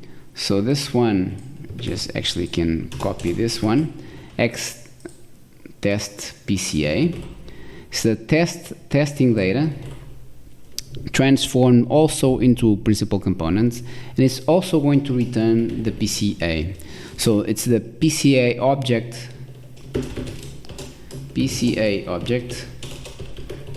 used for dimensionality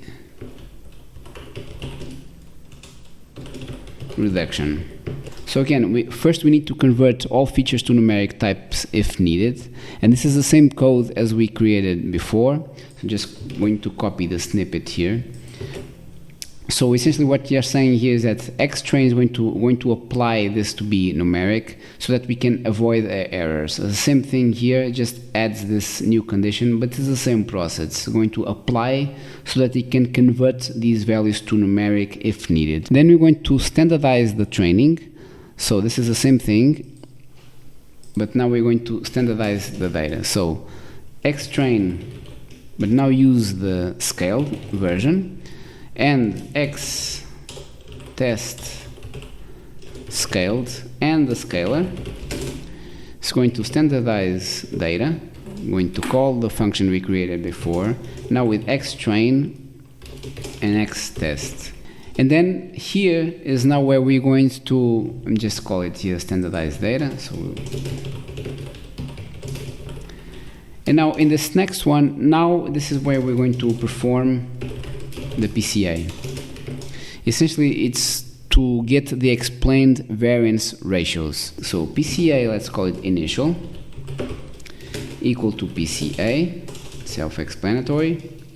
Then X train equals to PCA initial, and fit X train scaled. And then we do explained variance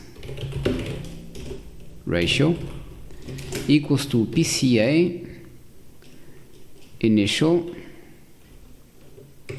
dot explained variance ratio.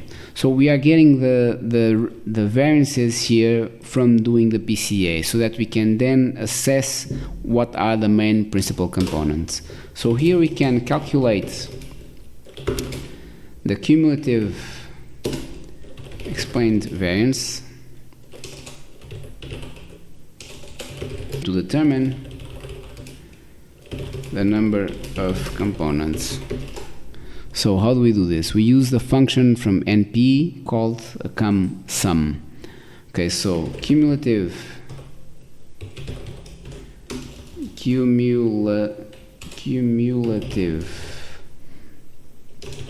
explained variance, NP sum, then explained variance ratio. It was here, explained variance ratio. And then number of components, this is what we are after. We are looking to see the ones that explain the variance. So NP argmax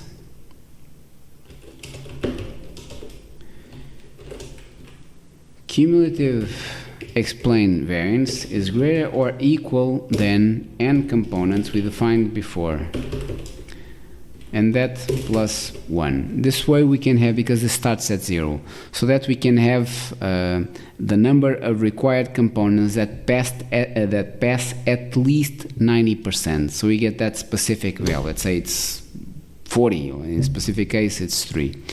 So then we're going to perform PCA with determined number of components. This is the whole idea. So determined number of components.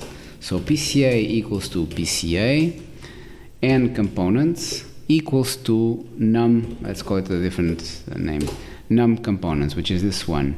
So now we know that the number of components that explain 90% of the variance will be the value retrieved from here, the argument max from here. Whatever we have here is going to be the value that passes the 90% threshold.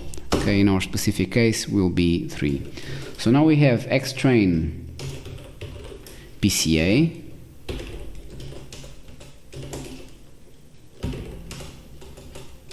is equal to PCA fit transform,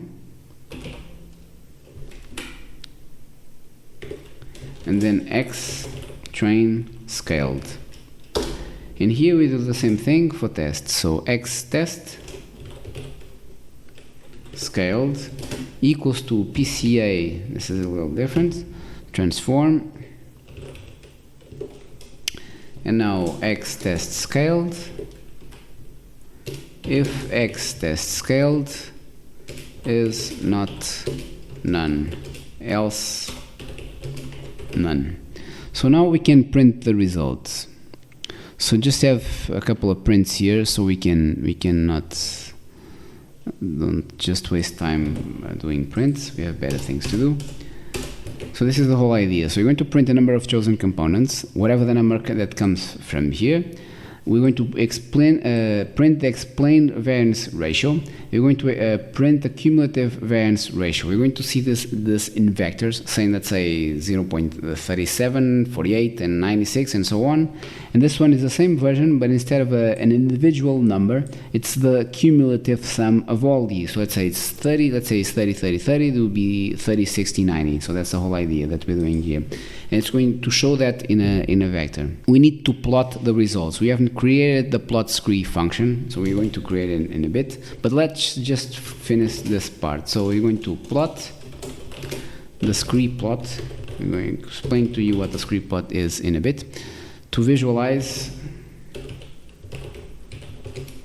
the explained variance ratio. So this will come from the function that we'll create in a bit called plot scree. It's going to be an error because I don't have it yet. It's called explained.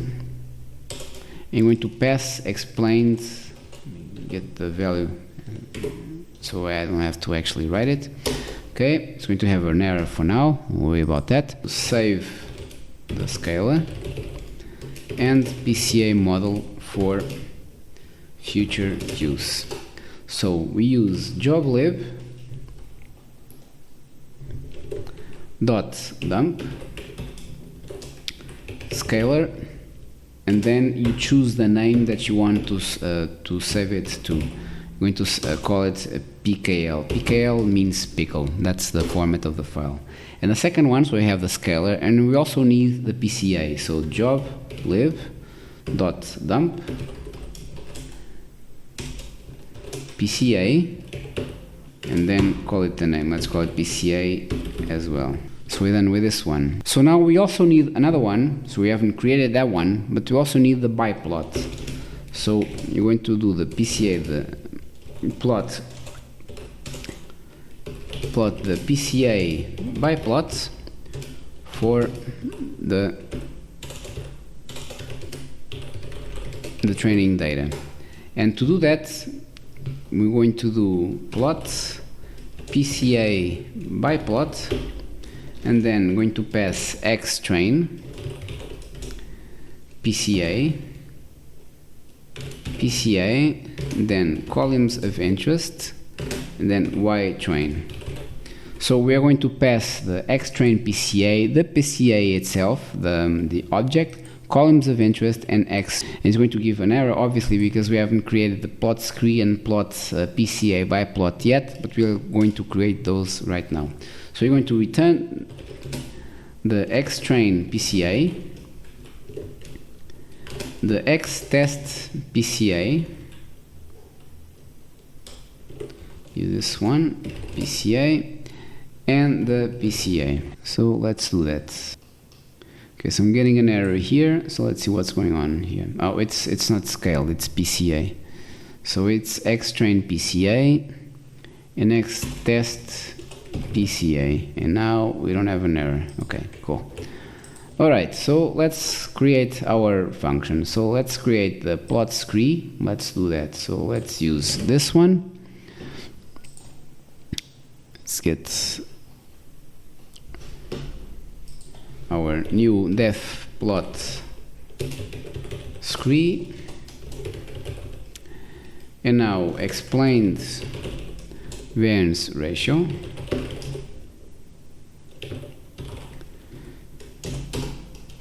and now we're going to create the figure. So create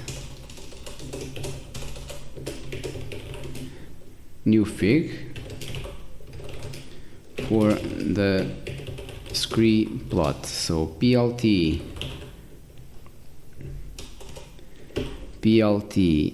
dot figure equal to figure size, fig size equals to 885. Okay. Now we need the x values to represent the principal component indices. And to do that, we need to use x values. So x values, just put our notes here. X values representing the principal component indices. And its x values equals range 1 len explained variance ratio plus 1. And now we need to plot it. So plot the explained, let's call it EVR, explained variance ratio for each principal component. Okay, so do plots. So plt dot plot, not plotted, plt dot plot, then x values, explained variance ratio, This is just about the markers, so go like this. And then marker size, so just to say that we have markers size 10, this is all this means. So marker size equals 10. So then we're going to do the title, the X label, and the X ticks. I have the code here so that we don't waste too much time with this stuff, so that we can move on. So here, okay, we have the title of the script plot. We have done this before. X labels, Y labels. So for this one we have principal components, so 1, 2, 3, 4, and so on. And then the explained variance ratio, the X values. So these are the X ticks, so 1, 2, 3, 4, and so on, so that we can annotate each data point with its explained variance ratio. So this is all this is. We have an offset. We're going to unpack the values, and we're going to have the specific values, so that we have like the values themselves saying principal component 1, 2, 3, and 4, and then we have the explained variance on top of them. This is all this means, and then showing the graph. All right, and now let's move on to the biplot. To do the biplot, we're going to do def plots PCA biplot is equal to X PCA feature names Y train. Okay, the whole idea is to plot the principal components and feature loadings. So this is how this works. So we're going to have this gigantic scatter plot, and we're going to have, I'm going to show this to you in our board, so you can have a better idea. So in this board that we are going to create, we're going to have something like this. We're going to have an axis, something like this. We have like a bunch of dots, and centered around 0, so we don't see these axes, but they are there. We're going to have like these vectors. We're going to have one like this, one like this, one like this, and let's say one like this. This one, we call it principal component 1, and this one we call it principal component 2. And what we do here is each of these are the scaled principal components that we have. It's kind of the skewness, the kurtosis, the entropy, and so on. And we're going to find, let's just get this bigger here so you can get the idea. We're going to find relationships between these. So we have something like this, let's say for instance, something like this. So we have these two, let's say, these are almost negatively correlated. One goes this way, one goes that way. And between these ones, you can see between these two ones, they almost make a 90-degree angle. And between these two, they have like kind of in-between angles. And they are also related to the principal component 1 and principal components 2, principal component 1 and 2. So you can see that these two are related to principal component 1 because they are going into this direction, and these two are kind of going into this direction. So we're going to make assessments in regards to the principal components and make a decision to it.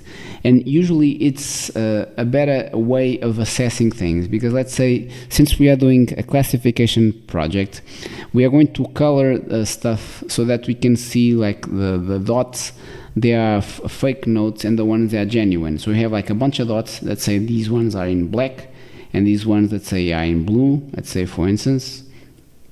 So you see that these ones are, let's say, one color, and these ones are a different color.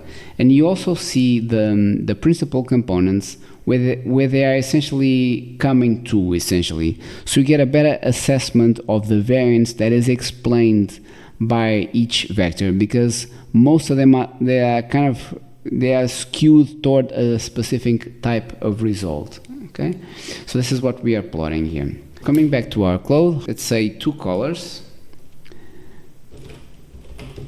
It's going to be, let's say, sky blue, the ones I know. So sky blue, and then salmon, because I'm hungry. Right? And then we're going to use CMap so that we can map the colors to because we are using two things. We're going to use the vector, the target vector, and we're to color code, if it's 0 or 1, we're going to use a different color. This is what we are saying. And to do that, we use cmap, map colors, then listed color map, and then colors, the ones we define. And just for sanity check, I actually did a different print to this so that I made sure that the data was correct. By default, this is 0, and by default, this is 1. Okay, so if you have a vector when you're doing classification, you're not putting randomly the colors here. This is 0 and this is 1. So this is directly assigning sky blue to 0 and salmon to 1. Okay. So now we create a new figure. I'm going to skip this part, as we already know. Just put here the code. So it's plot figure, fixed size, and then measures. Now this part is important because for the scatter, we're going to do plt scatter, and then this is the important part. It's x pca, all values, and then this is related to 0, and x pca, and now it's all values related to 1. And this is the comma here that is saying this. And now we have x, we have c, and this coming from it's a color type. So y train. So the number of scatter dots that we have come from y train. Cmap is equal to the cmap we defined here. Remember, if this was 2, this could be 2. Right? It just so happens that the name is the same. So cmap equals to this cmap. Then alpha. This is just kind of getting a kind of a shader. 0.7, and then edge colors. Colors equals to k. We just need to put the labels and the title. So not going to waste too much time with this. So this is done here. Okay, can get this up as well. And now we're going to calculate the feature loadings for the biplot, and this is going to require some explaining. So let me just put the code first.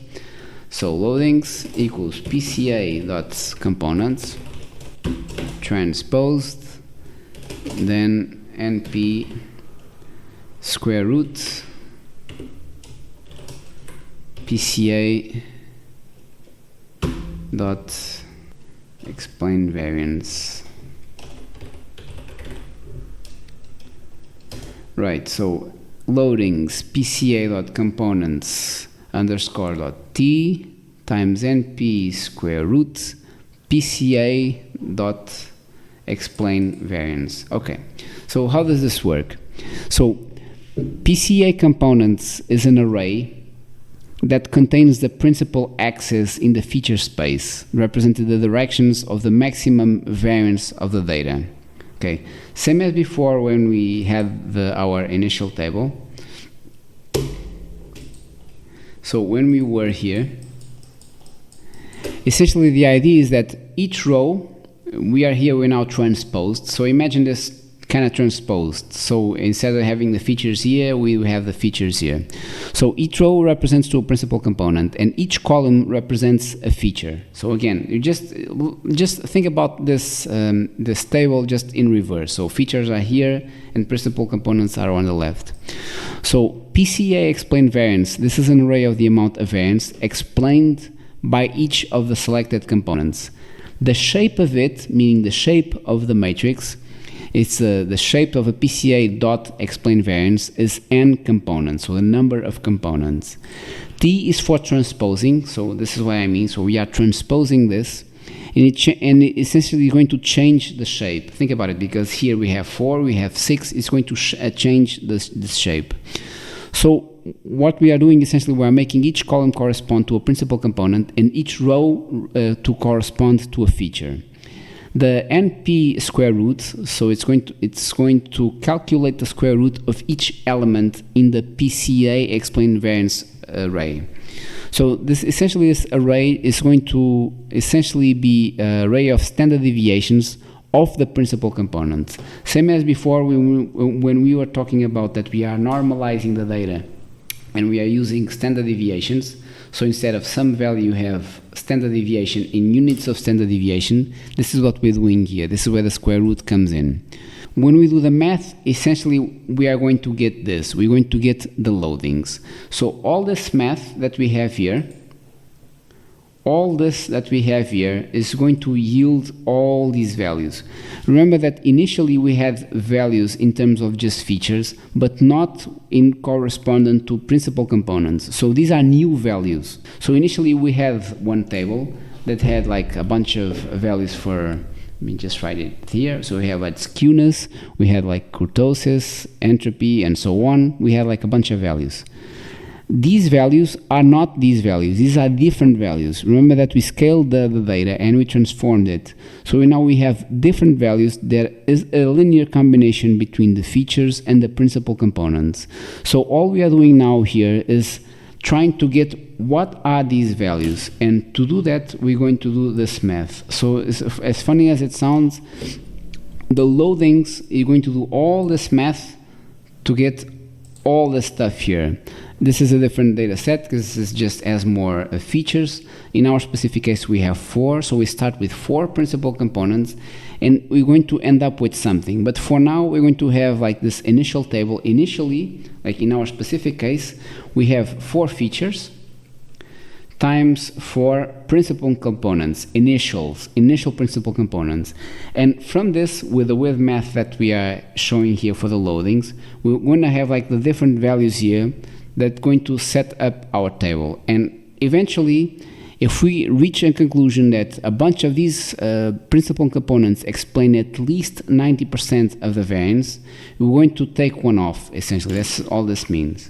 And now we need to do some errors and annotate each error with a name so that we can have a better sense of the biplot. So to do that, we're going to do F for if for I feature in enumerate.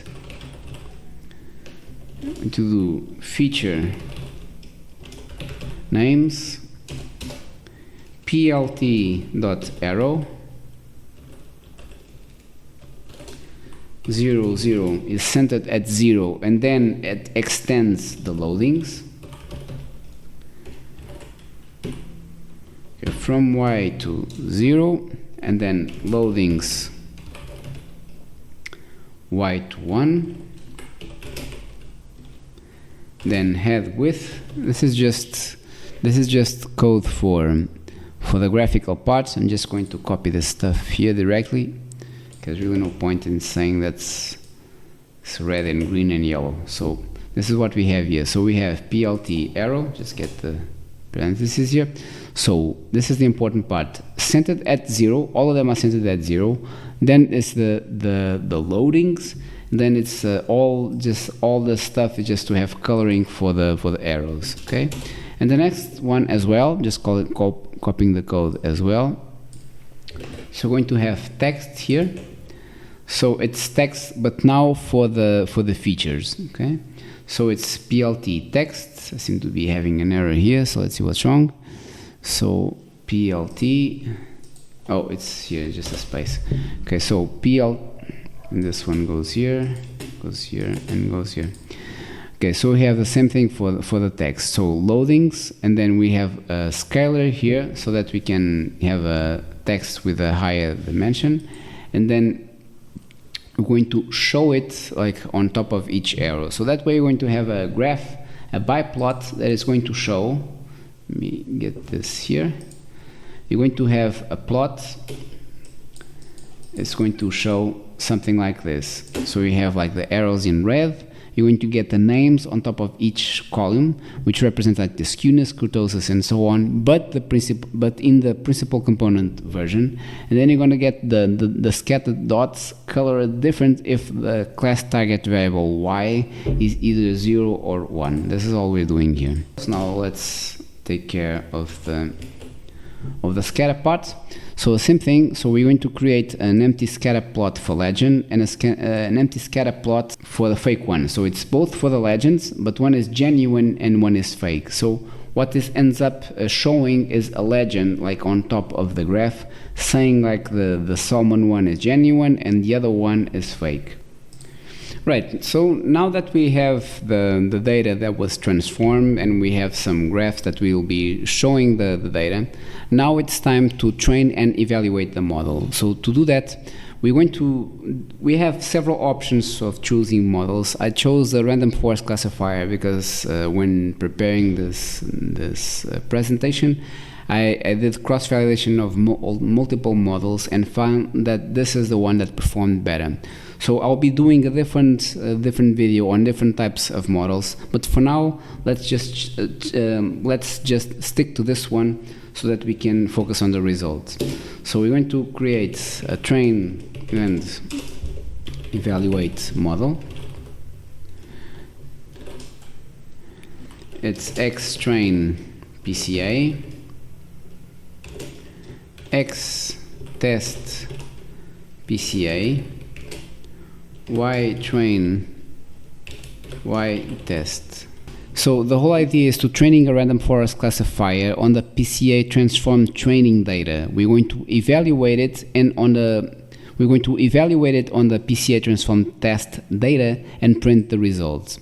So the parameters that we have, again, so just do some docstring here.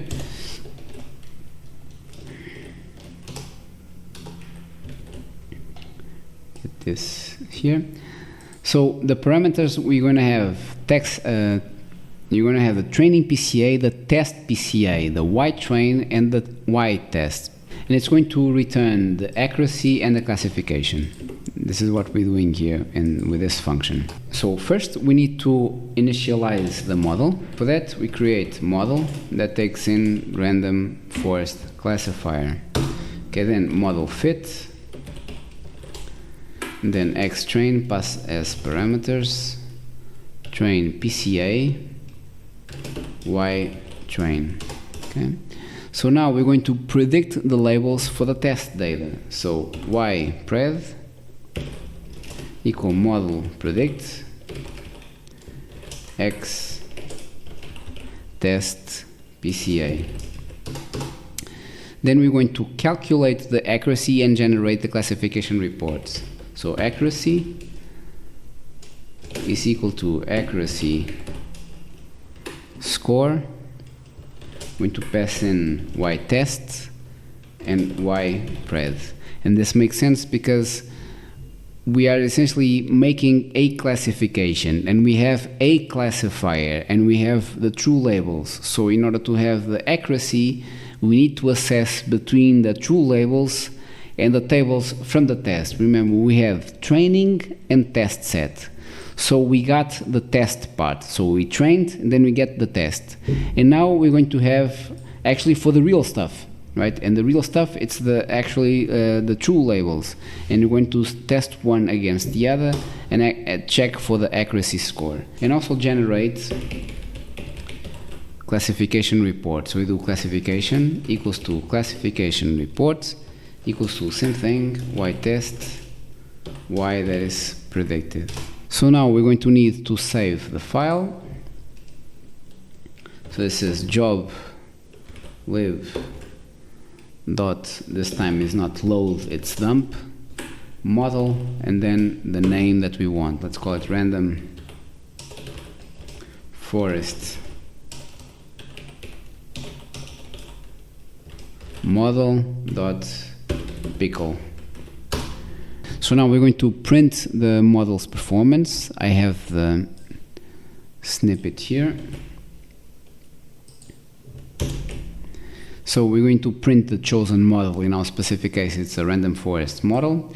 We're going to print with the F statement so that we can have the accuracy shown here with 4 decimal places, and then also print the classification report. So then we need to obviously return the accuracy and the classification.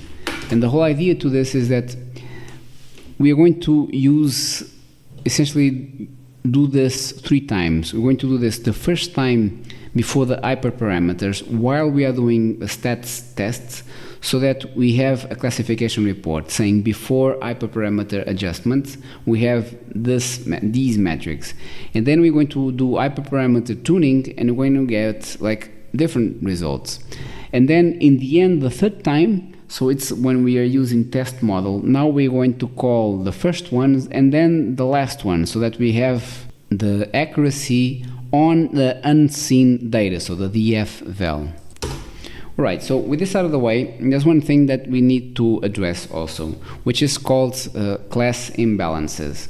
If we have something like this, if we have a situation where we have, let's say 500 samples of something, and we have, let's say, 200 samples of something, let's make it a 2 here. Let's say this would be 0 and 1. We have a class imbalance here. So the problem here is that most likely our results will be skewed towards 0, because there are more data points of 0 than 1s for training. So the model might be skewed towards classifying stuff at 0, because it has more data points as 0 and not as 1. So the way to solve this is what's calling resampling. There's a couple ways of doing this. We can oversample the underrepresented sample. In the specific case, it's this one. Or we could actually reduce this one to 200. So the whole idea is to have some sort of 50-50 split, so that we are having an unbiased model where in the information essentially it's kind of having the same weight for each side. And you might be wondering, how is it that it's possible to have more data points here? Remember, this is kind of an iterated process. It's like, think of it like an eternal loop until we reach this one. So it's like you have this distribution, something like this on purpose, and then you sample a bit from this, and then sample a bit from this, and sample a bit from this, and keep sampling it. And eventually you're going to have something like this, kind of a normalized version of this.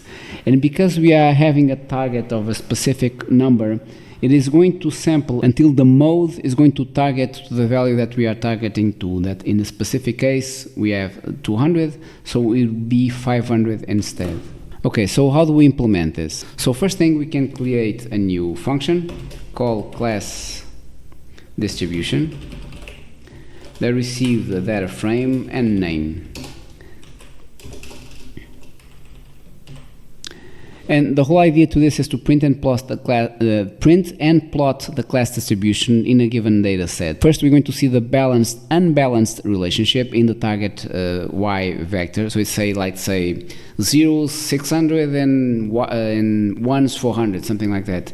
And then after going to the washing machine, meaning after the oversampling, after the resampling, we're going to get the class distributions on par, meaning we're going to see 0s and 1 at the same level. This is what we're doing. The first thing we can, for our function, we're going to calculate and print the class distribution. So class distribution is equal to df, the original one target, then value counts.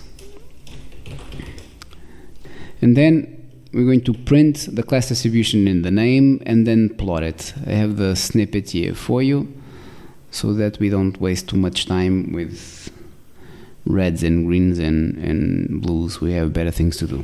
So this comes here. All right. So we print the class distribution and the name that pass here as a parameter, and then class distribution. So the number, the count that we have. So then plot the figure size. We have bars. And we're going to have two bars essentially. We have one with sky blue, which is what the colors that we defined before, which one is fake, and the one that is genuine. So sky blue and salmon. So it's going to have the X ticks. And then we're going to also have a grid on top of the plot. And we're also going to annotate each bar plot with the class frequencies. So the total count of frequencies, let's say 601 and 400, the other one, we're going to see the values. And then because we're going to call this again when it's balanced, so the first time it's going to be unbalanced, so it's going to be class distribution in the unbalanced data set. And the second time around, it's going to be class distribution in the balanced data set, just to show us visually that the thing is working. So it's going to show, let's say it's 600, 600. It's the first one, let's say it's 600, 400. And the second one is going to be 600, 600, or the values that we get from this data set. So obviously, in the end, we need to return the data frame. So now we talked about the plotting of this, but we need a function to actually balance the data. So how do we achieve this? So we're essentially going to upsample the minority class to match the majority class. That's the whole point to this. So there are methods to do that. We're going to use these in our function. So def, going to balance data. It's not def, it's def balance data def, comma, and then we're going to have as parameters, like I just explained, we're going to receive the data frame containing the data set to be balanced, and it's going to return the data frame with the balanced class distribution. So how does this work?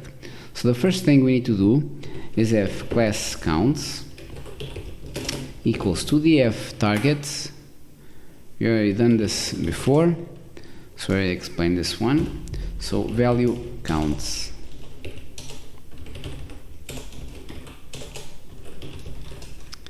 And then we're going to have a majority class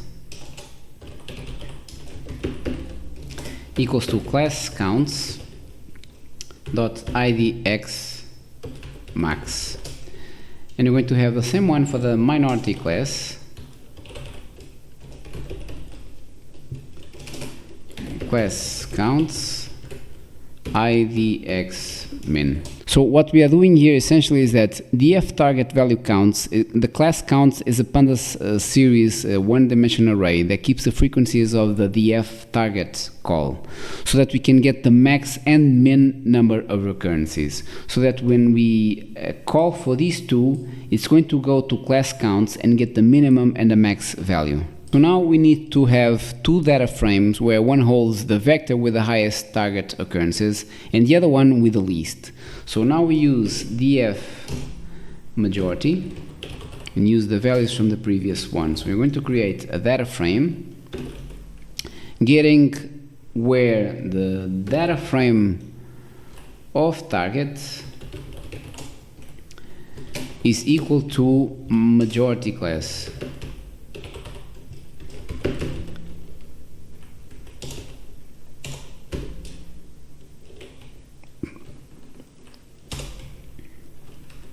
We're going to create a second data frame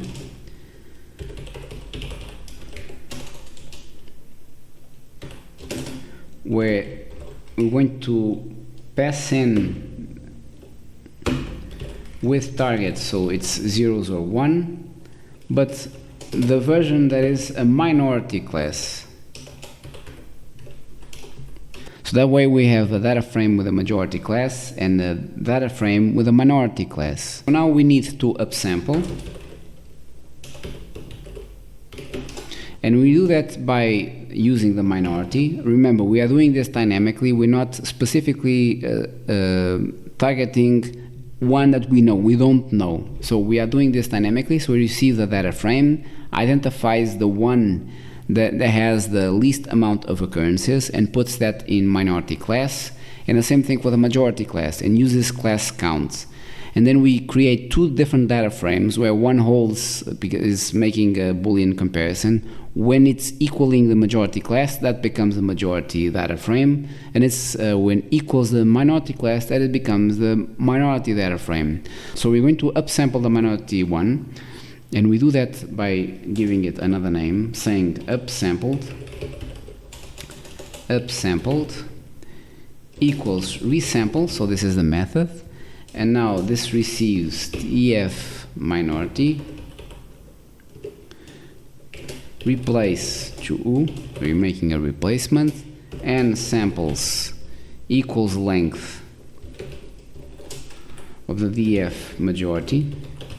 And to be able to reproduce results, we use a constant random state let's call it 42. So this is done. And now we need to combine the majority class samples with the upsampled minority class samples in a new data frame that we will be calling df balanced, so that we can then return it.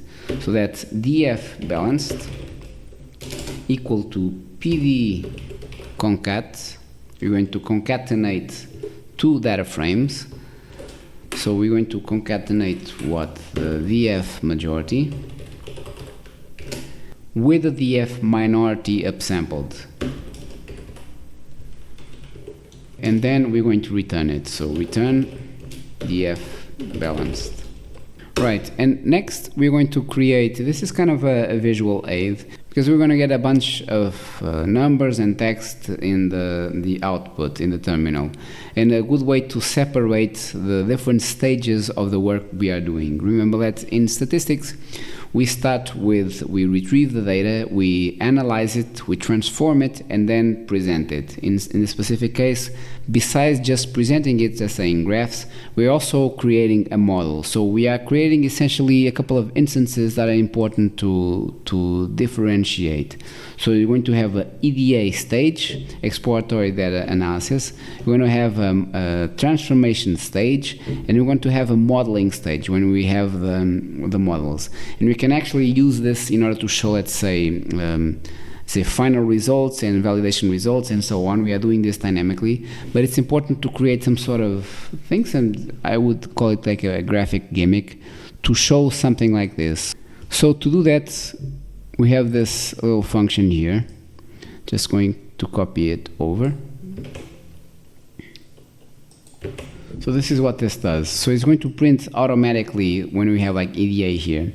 So we define a border length with spaces on each side, and then we place like these stars on top of EDA, and it's going to adjust it automatically. So let's say I had like this gigantic text here, it's going to adjust the stars on top, left and right, and beneath it, so that it is always the same. It's for you to don't actually need to put them by hand. Right, so we're almost done with our stats tests, and now we need to get to hyperparameter tuning.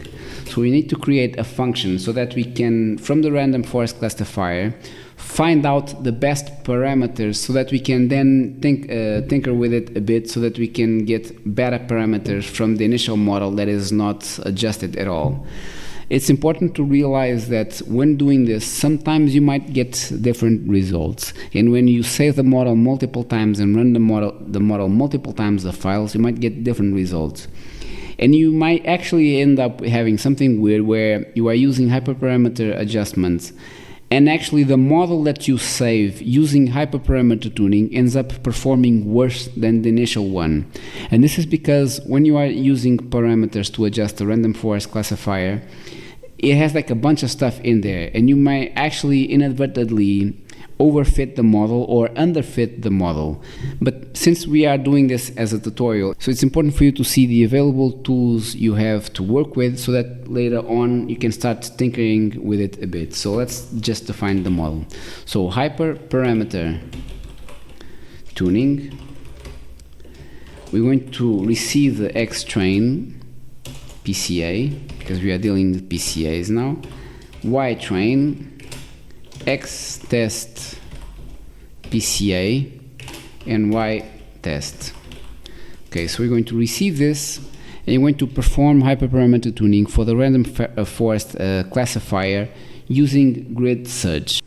And when I use grid search, and this is an important part, a random forest tree classifiers, it's a machine learning algorithm used to create a machine learning model. And it can be used in both classification and regression tasks. For hyperparameter tuning, we have essentially three options. We have grid search, randomized search, and Bayesian optimization. We won't go through all these in this video. I'll make a separate video on this. For now, we will do this with grid search. So how does this work? So let's get to the code. So we are going to define the parameters.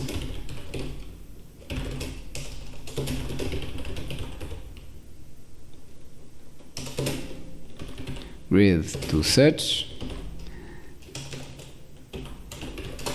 And we are going to define the grid of parameters. So param grid is equal to, now we have a bunch of parameters here that we can work with. I'm going to copy this for you so you can see. So what does this mean? So we have a bunch of parameters that we can work with, and we start with some default values and some numbers and some options that we have to choose. There's a whole documentation on this and you can work with, but the whole concept to this is you can tinker with these values so that if the model is underperforming or overperforming, you can use this. And in a grid search, how this works is, so let's say you have number of estimators equals to 100, 200, and 300. And then you have a max, let's say depth equals to no depth, none, 10, 20, 30. So let's call this one NE, and let's call this MD. So how this works is NE equals to 100, MD equals to none, then it's going to do NE equals to 100, MD equals to 10, you get the idea, NE equals to 100, MD equals to 20, and so on. This is an exhaustive search and is often referred to grid search. So it's essentially it's going to go through all the parameters that you are saying here in the code, and you're going to iterate through all the stuff using some parameters here so that it can actually tell you in the end the best results. So as you might be suspecting, and you might be right if you're paying attention, that this can be computational exhaustive. So there are other ways of doing this, but for now just use this method for you to understand like the basics. Later on we will use randomized search and Bayesian optimization, but for now just for you to understand how this works, we will use this one. So now that we created the parameter grid, we need to initialize a random forest classifier, and it has a random state that you can define so that it can be reproduced. And this whole thing is going to give you two things. It's going to show you a report, and it's going to give you a file that you can later use with a test model. Now we need to initialize the random forest classifier. So let's say random forest equals to random forest classifier equal to random state, so we can reproduce this. 42. And now we need to initialize the grid search, and to do that we need to import grid search CV, and this comes from SQL1 model selection. We're going to import grid search CV. I already have it here, so this is the important one for you to add to the module so that you can use this. Okay, so now we are here, random forest, we're going to call grid search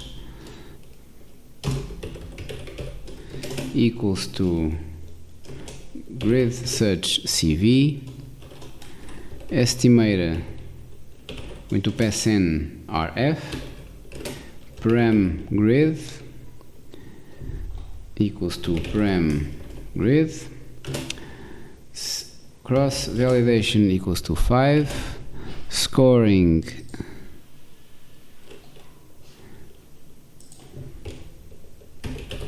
accuracy, and jobs equals to -1, and verbose equals to 2. Don't worry too much about this. These are the default parameters so that we can define our grid search. So now we need to fit the grid search, and to fit the grid search we need to do the following. So grid search dot fit xtrain, so you're going to fit the model to it, the variables that we have. So xtrain, PCA, and then ytrain. And now the whole idea to this is to get the best parameters and best score. So to do that we use best parameters, grid search dot best parameters, and best score is going to be equal to grid search dot best score. Okay, so these ones will get the best parameters and the best score. And now we also need to print these. So let me get the print statements here. So to print, we're going to print the best parameters. You're going to show the best parameter that it found. It's going to print the best cross-validation score. And this is an important thing here. The best cross-validation score is going to be, let's say, 95, for instance. But it's not the same thing as the accuracy score that you'll get from the classification report. These numbers are usually not the same. So this is kind of an in-between value that is serving as a reference, because the value that counts is the value that you get from the classification report when you're testing it against the validation set. But keep that kind of like with a grain of salt, basically. So then we need to return the model. So we're going to call it, let's say, best model, since we are in the best mood. So grid search. It's going to be best estimator. Remember, in Statistical, what we're doing here essentially is coming from a place of uncertainty to certainty. And the formula essentially that gets you from one place to another. So let's say it's a robotic arm like throwing a ball. So you are injecting essentially a function, it's called the estimator. It found an estimator that when throws the ball, gets the ball on target. So the whole point to these is to finding the best estimators and then keep the best one. So the model is coming from grid search, keeping the best estimator. So an estimate is a value, an estimator is a formula, so that whenever you are presenting with this type of data, it will use the best estimator that it found. So best model uses best estimator from grid search using the grid parameter grid, the grid parameter that we established before. So initialize the random forest classifier with the grid search, and we fit the PCA and Y train, the parameters that we defined before when we transformed, standardized them, and scaled them, keeping the best parameters and score, so showing these, and keeping now the estimator found from the grid search. Okay, so now we're going to need to save the train model to a file. So job live.dump, you're going to say best model, and then say random forest best model. Again, this might actually not be the best model, just a name. We could call it Auntie if you want. It's just a name. So we use this model, and the cool thing about this this script that we are working on is that you will have two models. You have one without hyperparameter tuning and one with hyperparameter tuning, so that you can compare against the unseen data frame validation one that we took from the initial data set initially. Okay, so now it's time to make predictions. So we're going to call ypred equal to best model, so the one we are going to use now, and then predict. This is coming from sklearn, so you're going to pass stest PCA. And then, same as the other one, we're going to calculate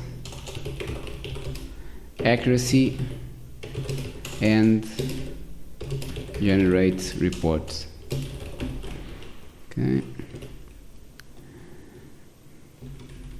Okay, so we've done this before, so I'm just going to copy this again.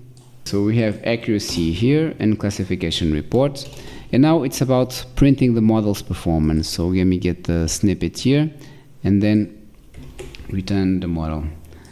So what are we doing here? We're showing the chosen model, random forest model. It's a model accuracy with training test data split accuracy. It's going to print the classification report. Okay, so it's going to then return the best model. Right, so now that we are done with the functions, we now need to define the main function. So def main, this is the main function to execute the data processing, transformation, and modeling our pipeline.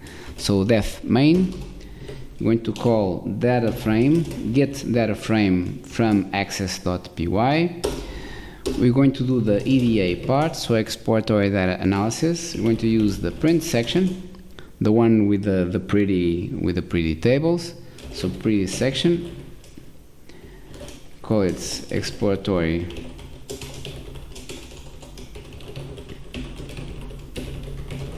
data analysis. You're going to print dataset info df original.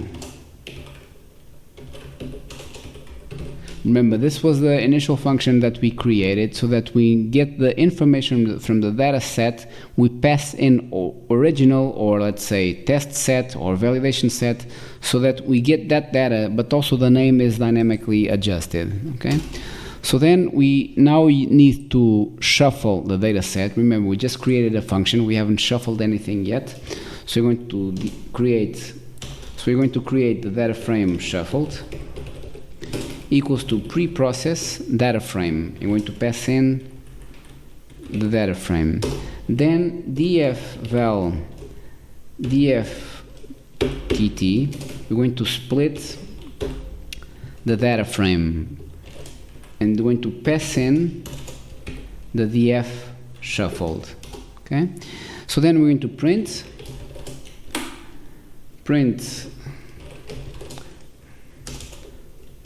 dataset info, and now the same thing, but it's for the training test set, so we can see the histograms and that information. So we need print dataset info, and now as parameters of this receives 2. We pass in the training test set. We pass in the text, so it adjusts in the plots.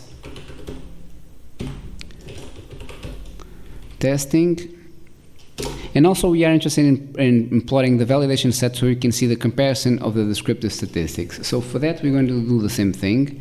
Actually, it's actually the same code here. So this is the same.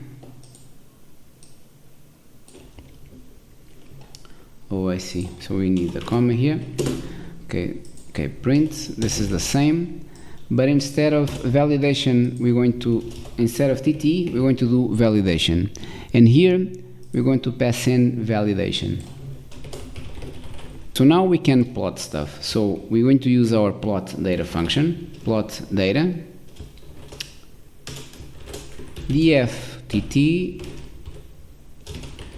training, actually let me copy this,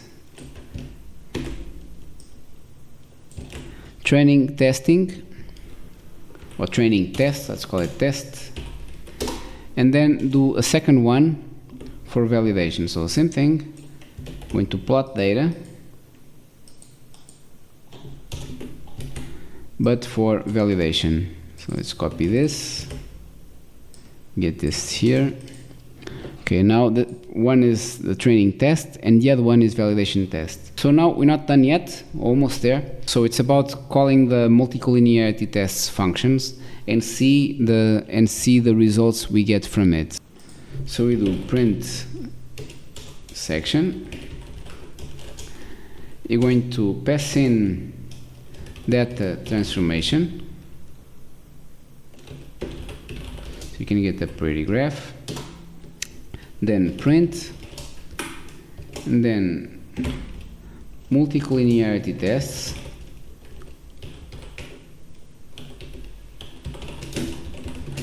both of them, so Bartlett, both Bartletts, and KMO, okay, /n, and then we call the function, so multicollinearity tests, and we're going to pass in training test, so df data frame, so df training test data frame.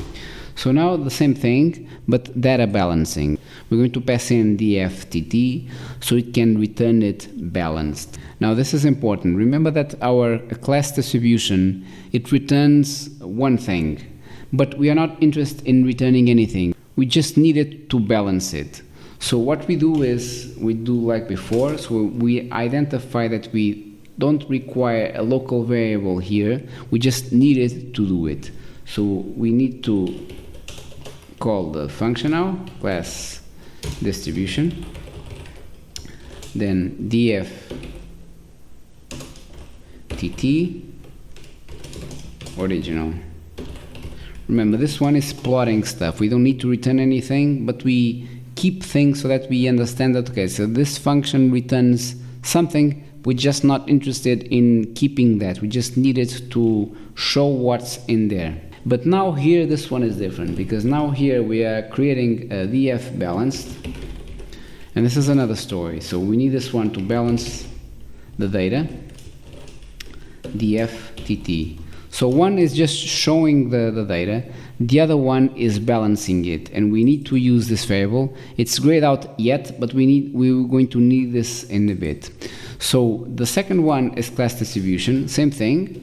So we don't need to return anything, we just need to show the class distribution when the data set is balanced, because we are passing it as a parameter. So df balanced, and now we say, so that it can adjust the plots saying balanced.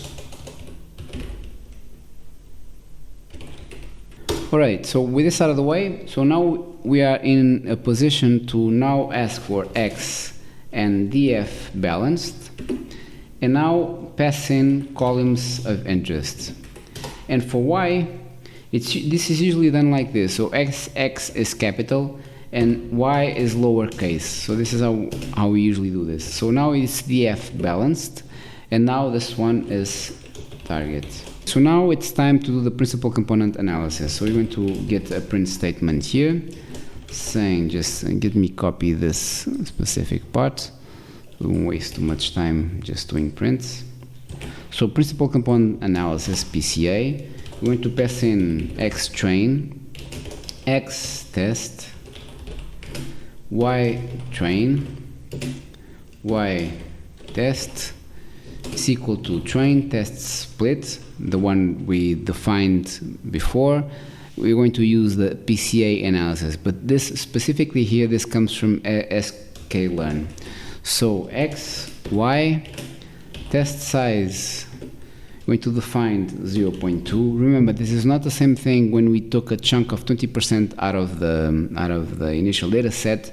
That doesn't come here at all. So we did that initially. Here, what we are just saying here is that we're having a training test set with 80% and a test size of 20%.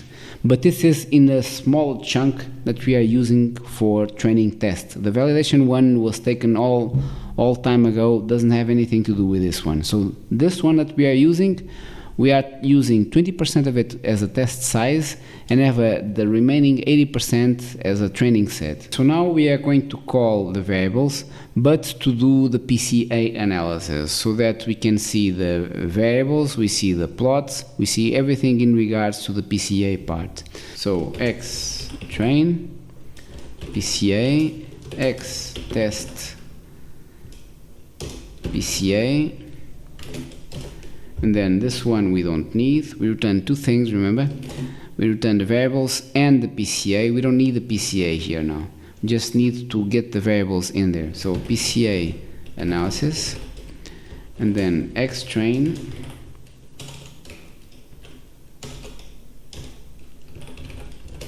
x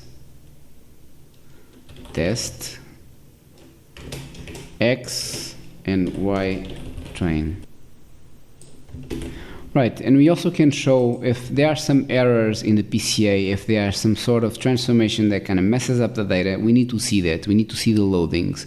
And in order to do that, I have a couple of snippets here that solve the problem. So what we are saying here is that if xtrain PCA is not none, so if there are values in there, print the section, so this is a pretty print, and then get the data frame with the xtrain PCA in there and describe. And we're going to do that for both xtrain and xtest so that we can see the values.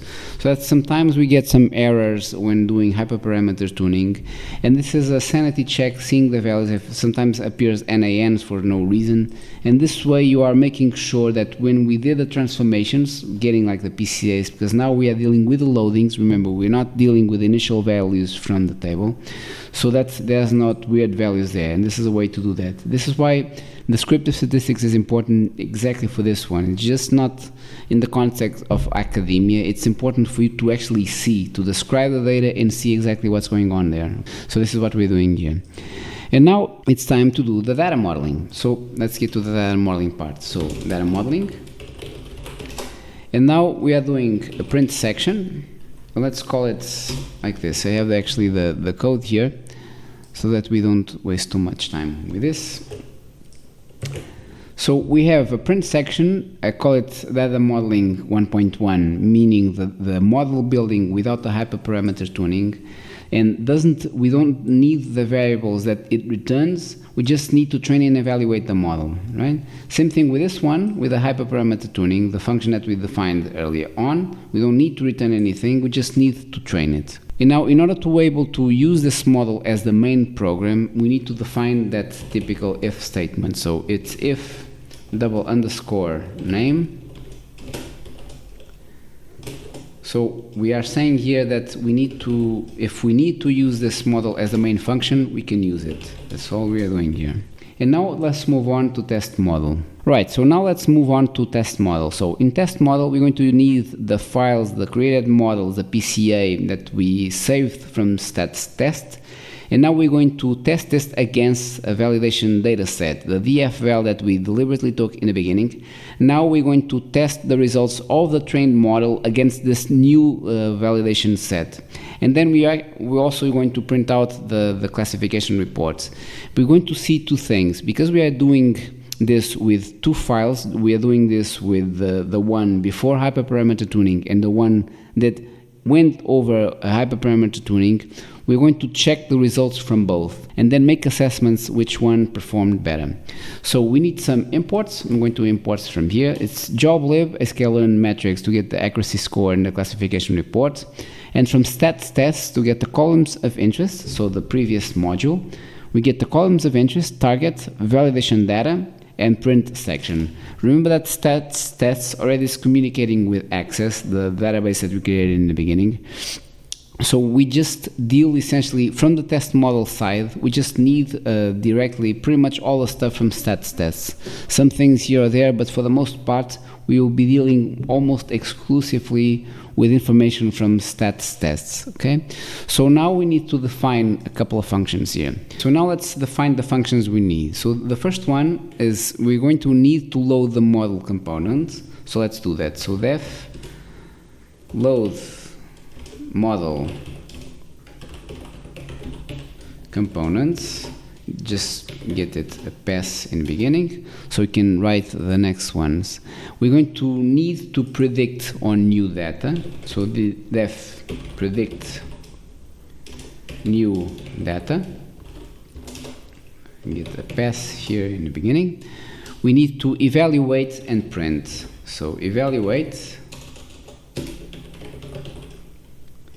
and print. And these two ones are going to need a couple of things in here, but for now let's just pass. Okay, so what else we need here? So we also going to be need def main so that we can load the functions. So let's pass as well. And we also going to need in the beginning same thing so that we can run this module directly. So we have a function that loads the models, we need a function that predicts on new data, and we need a function that evaluates and prints. And from the main, we're going to get these functions and show the results. And because we are loading this module directly, we have this if here. All right, so let's work on the functions. So the first one, we don't need to pass parameters. What we do need is a scalar. So scalar is joblib .load, because remember, we're going to, when we run stats tests, some files are going to appear. The first one is scalar, then it's the PCA, and then the model without parameter tuning, the one we're going to save, and then the model with hyperparameter tuning that we're going to save. And then this function is going to return all these.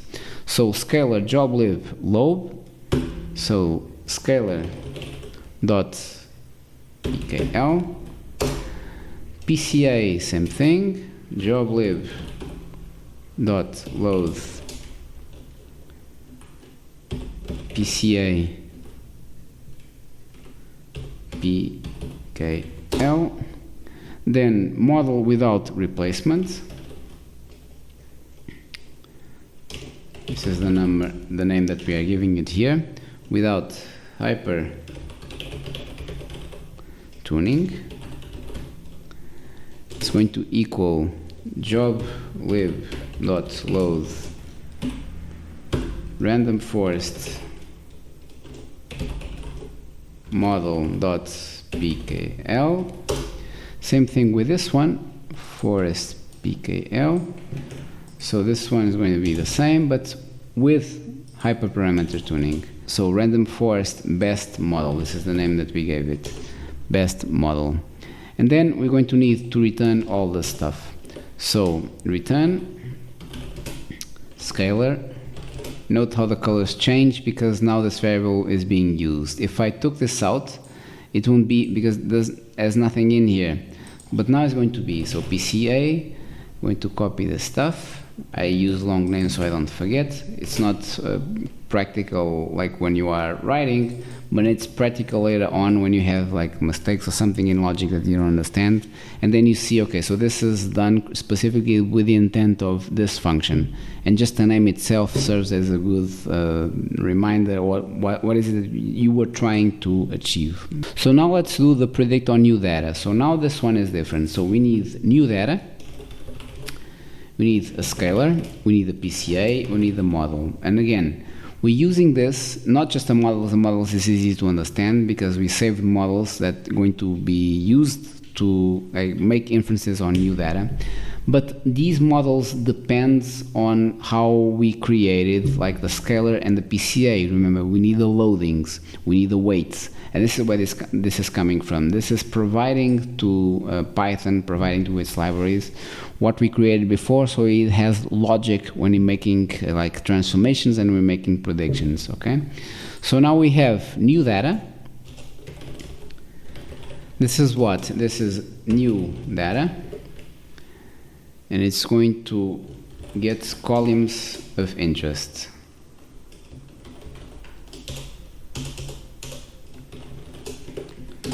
Then we have X scaled, scalar, so a new scalar, transform new data, and X PCA, PCA transform, X scaled, and then making the predictions equals model dot predict, this coming from sklearn, X PCA, and then we want to return predictions. So now in this one we're going to need to evaluate and print, and to do that we need the model, we need the scalar, we need the PCA, we need the df val, because this is the one that we took deliberately from the data set, and what I call the section title. I'll tell you in a bit what this means. So the section title essentially is a way for us when we are making, when we are showing the section, so it's showing that it's a random forest model before training and after training. So the title is essentially another chunk of text that's going to concatenate with the other text so that it makes more context. That way you don't have to keep repeating the same script. We need to get the true labels from the df val target. We need the predictions. So predict new data, df val scalar PCA model, and then accuracy score is equal to true labels predictions, and then reports, classification reports, true labels, predictions. So now here we're going to print the section title, section title. So So like I was explaining, so it's kind of have a chunk concatenated with like the main text, so that it makes sense. So we have like a pretty title, and also have the context. This is important, so we don't have to keep repeating code. So print chosen model,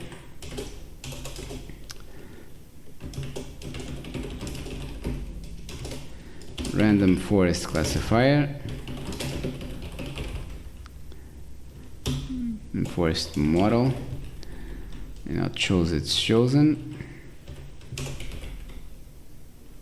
I'm going to do print f statement model accuracy with the validation data.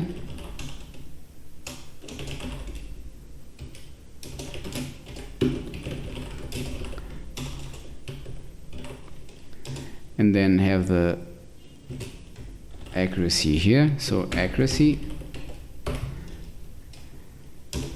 for decimal places. So this is you just get accuracy, just double comma, just dot for f. It could be 2f, it would be 40f. It's just it's a floating point. What's this mean? So if we need 4 decimal places, this is what you do. And then this is out of here. This is here. Now we call. All right. So now we just print classification reports. Then backward slash n, and then reports. So you can see the classification report. And now in main we call this function. So we're going to use all the model components. So scalar, PCA, model without hyperparameter tuning, model with hyperparameter tuning, and then it's equal to load model components, and this is done. And now we get to the validation part. So we load the model components, and now we get df-val from stats tests because it provides us with get validation data. So this one we get df-val. And now we are able to evaluate and print results from model without hyperparameter tuning and with hyperparameter tuning. So we're going to do evaluate and print. We're going to pass in model without hyperparameter tuning, scalar, PCA, df, val, and then I have some text here. Final results from model without hyperparameter tuning. So here, and then we do the same thing, but with the one with hyperparameter tuning. So the same thing, just copy because I have the copy here. It's the same thing. So you're going to do the same thing, evaluate and print model with hyperparameter tuning, scalar PCADF val, and then pass in the print so that it will show in the pretty print the difference between both. And now same as before, so that we can run this model locally, we have the if here. So this one is done. And finally, we arrive with the app PY. And the app PY is going to be the kind of our orchestrator so that we can all this stuff together. So import stats tests. We need to import test model. We need to do a couple of functions here. One is run stats tests. So let's do that. So define run stats tests. I'm going to stats tests, then get main from it. Now the second one, same thing, def run test model, and from test model we're going to get main. And same thing as before, so in def main we do run stats tests, and we run test model. Same as before, we use the if statement that allows us to run our module directly. So I don't have to write this again. Right, so before we retrieve the information. So we've seen this part before. So data is retrieved successfully. We have the dataset summary information with a total number of entries, and it exits successfully. Okay, so before doing the app, let's get to test. So let's just clear this out. So let's run it. So when we run this, it's going to show us a bunch of stuff. This takes a bit. Okay, here we go. So now we see the histograms. We can see the variance, the skewness, kurtosis, and entropy. We see that these ones are kind of centered. This one seems to be a little shifted to the right, but these ones, the kurtosis and entropy, are clearly skewed. This one to the right, and this one skewed to the left. So this means that these are not centered. And because we did this dynamically, so we get training test set, and the next one is going to adjust to the validation set. So we see here like even the data is different, and it makes sense because we purposely removed 20% of the initial data set so that we can then show it only after we have the trained model, so we can then start making the classification part. So even the bins adjust automatically, and you can see because it makes sense because we have less data points, so we have less bins. But still, the kurtosis and entropy, the data kind of seems to have the same type of shape. Okay, so the next one, we see the initial class distribution. So clearly we have more fakes than genuines, and this is adjusting automatically as well. And after running it, we did this in our function.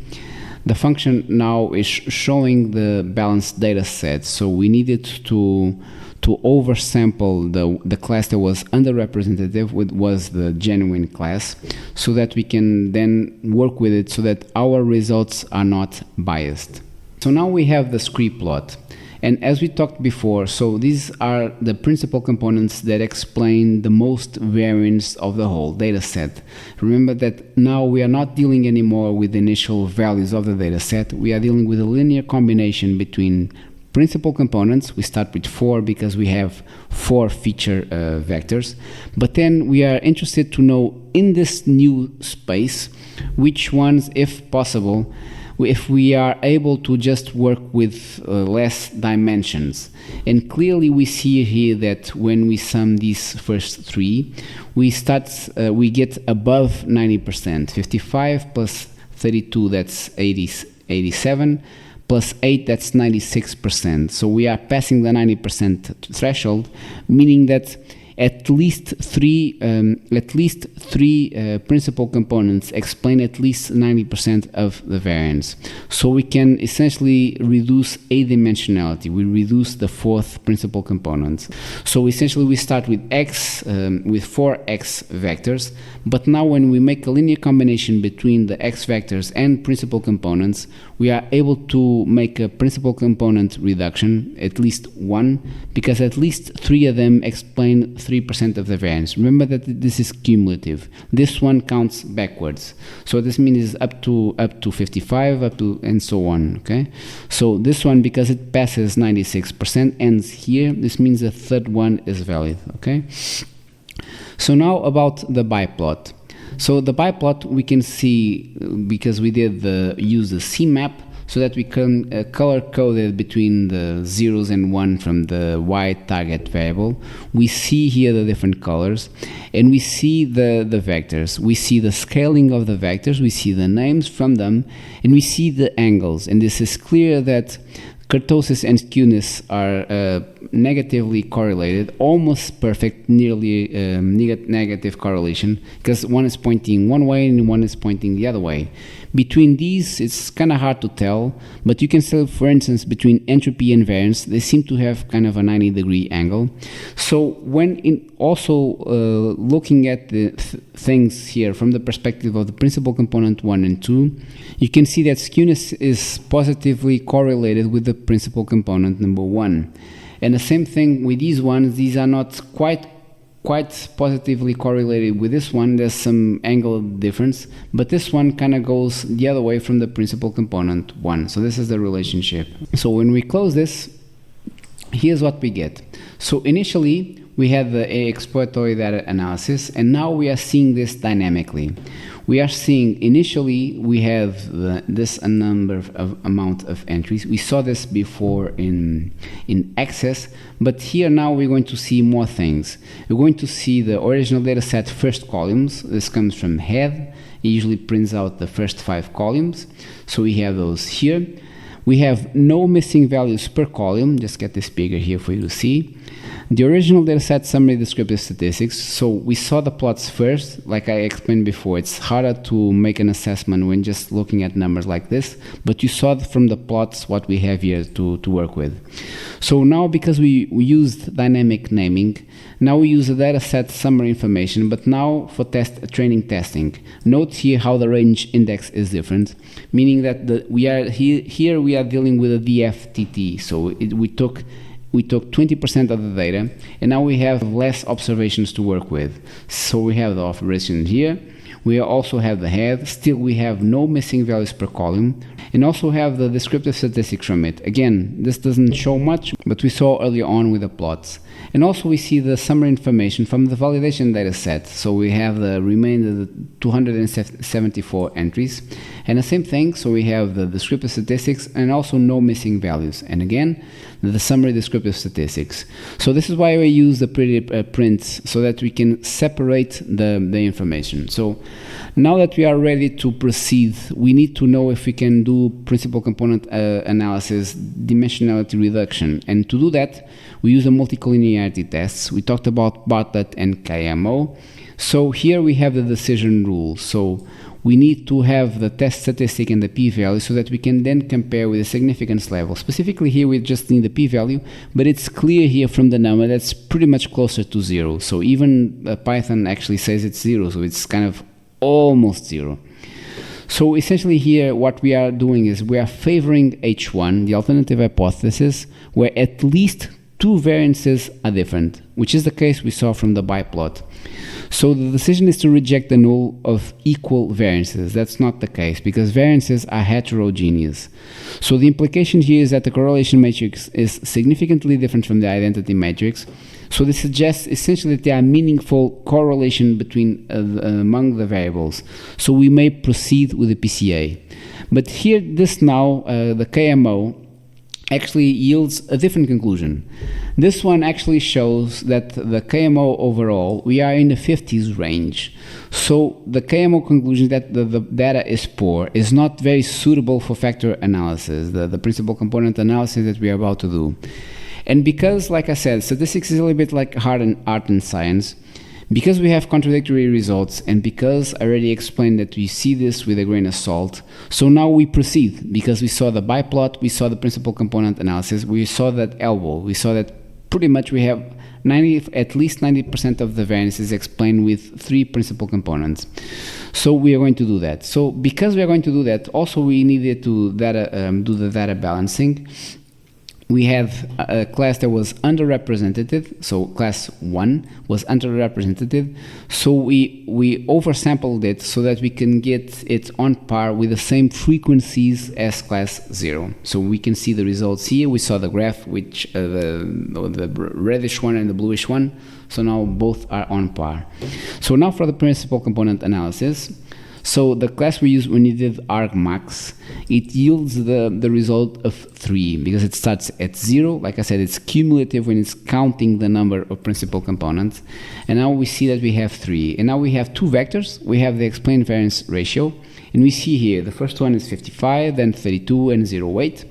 So the cumulative explained variance ratio ends up being at the third one, at the third iteration, at the third cumulative step before 1. We get 96%. So then, because we are dealing now with loadings, we are dealing with principal component variables, both from the train part and the test part in the DFTT, it's important to also see the results, if some sort of NANs here. And we are doing the analysis here as well. And you can see there's no weird values here. So we have max values, min values, we have standard deviations, we have the quartiles here, pretty much everything is here without any issues. So now we proceed with the parts of the modeling. So in the model building, we do this without hyperparameter tuning. And the accuracy model, we see we have a 98.37%. And we see the precision recall, F1 score, and support. And what this means is, this comes back to the confusion matrix. This is a terrible name, but that's the name that was given. It's talking about the accepting and rejecting a true or null hypothesis or an alternative hypothesis. And when you reject a true or null hypothesis, you're committing a type 1 error. And when you accept when you accept alternative hypothesis, you're committing a type 2 error. So here, what we are saying here is the same thing, meaning the whole point to this is you're making a right assessment and then the data is false, or you're making a good assessment and the data is in fact in accordance to your decision. So you have the decisions here. But for the most part, people usually look at the results, but for the most part, you're actually looking at accuracy. It's important to also look at the recall so that the values don't differ much. The whole point to this is to having values that kind of are close together and not like a kind of outlier here. And about the support is the number of data points from this specific class that the model saw. So it saw 123 of zeros and 122 of ones that were shown. Okay, so a total of 245. And now we have the data modeling with the hyperparameter tuning.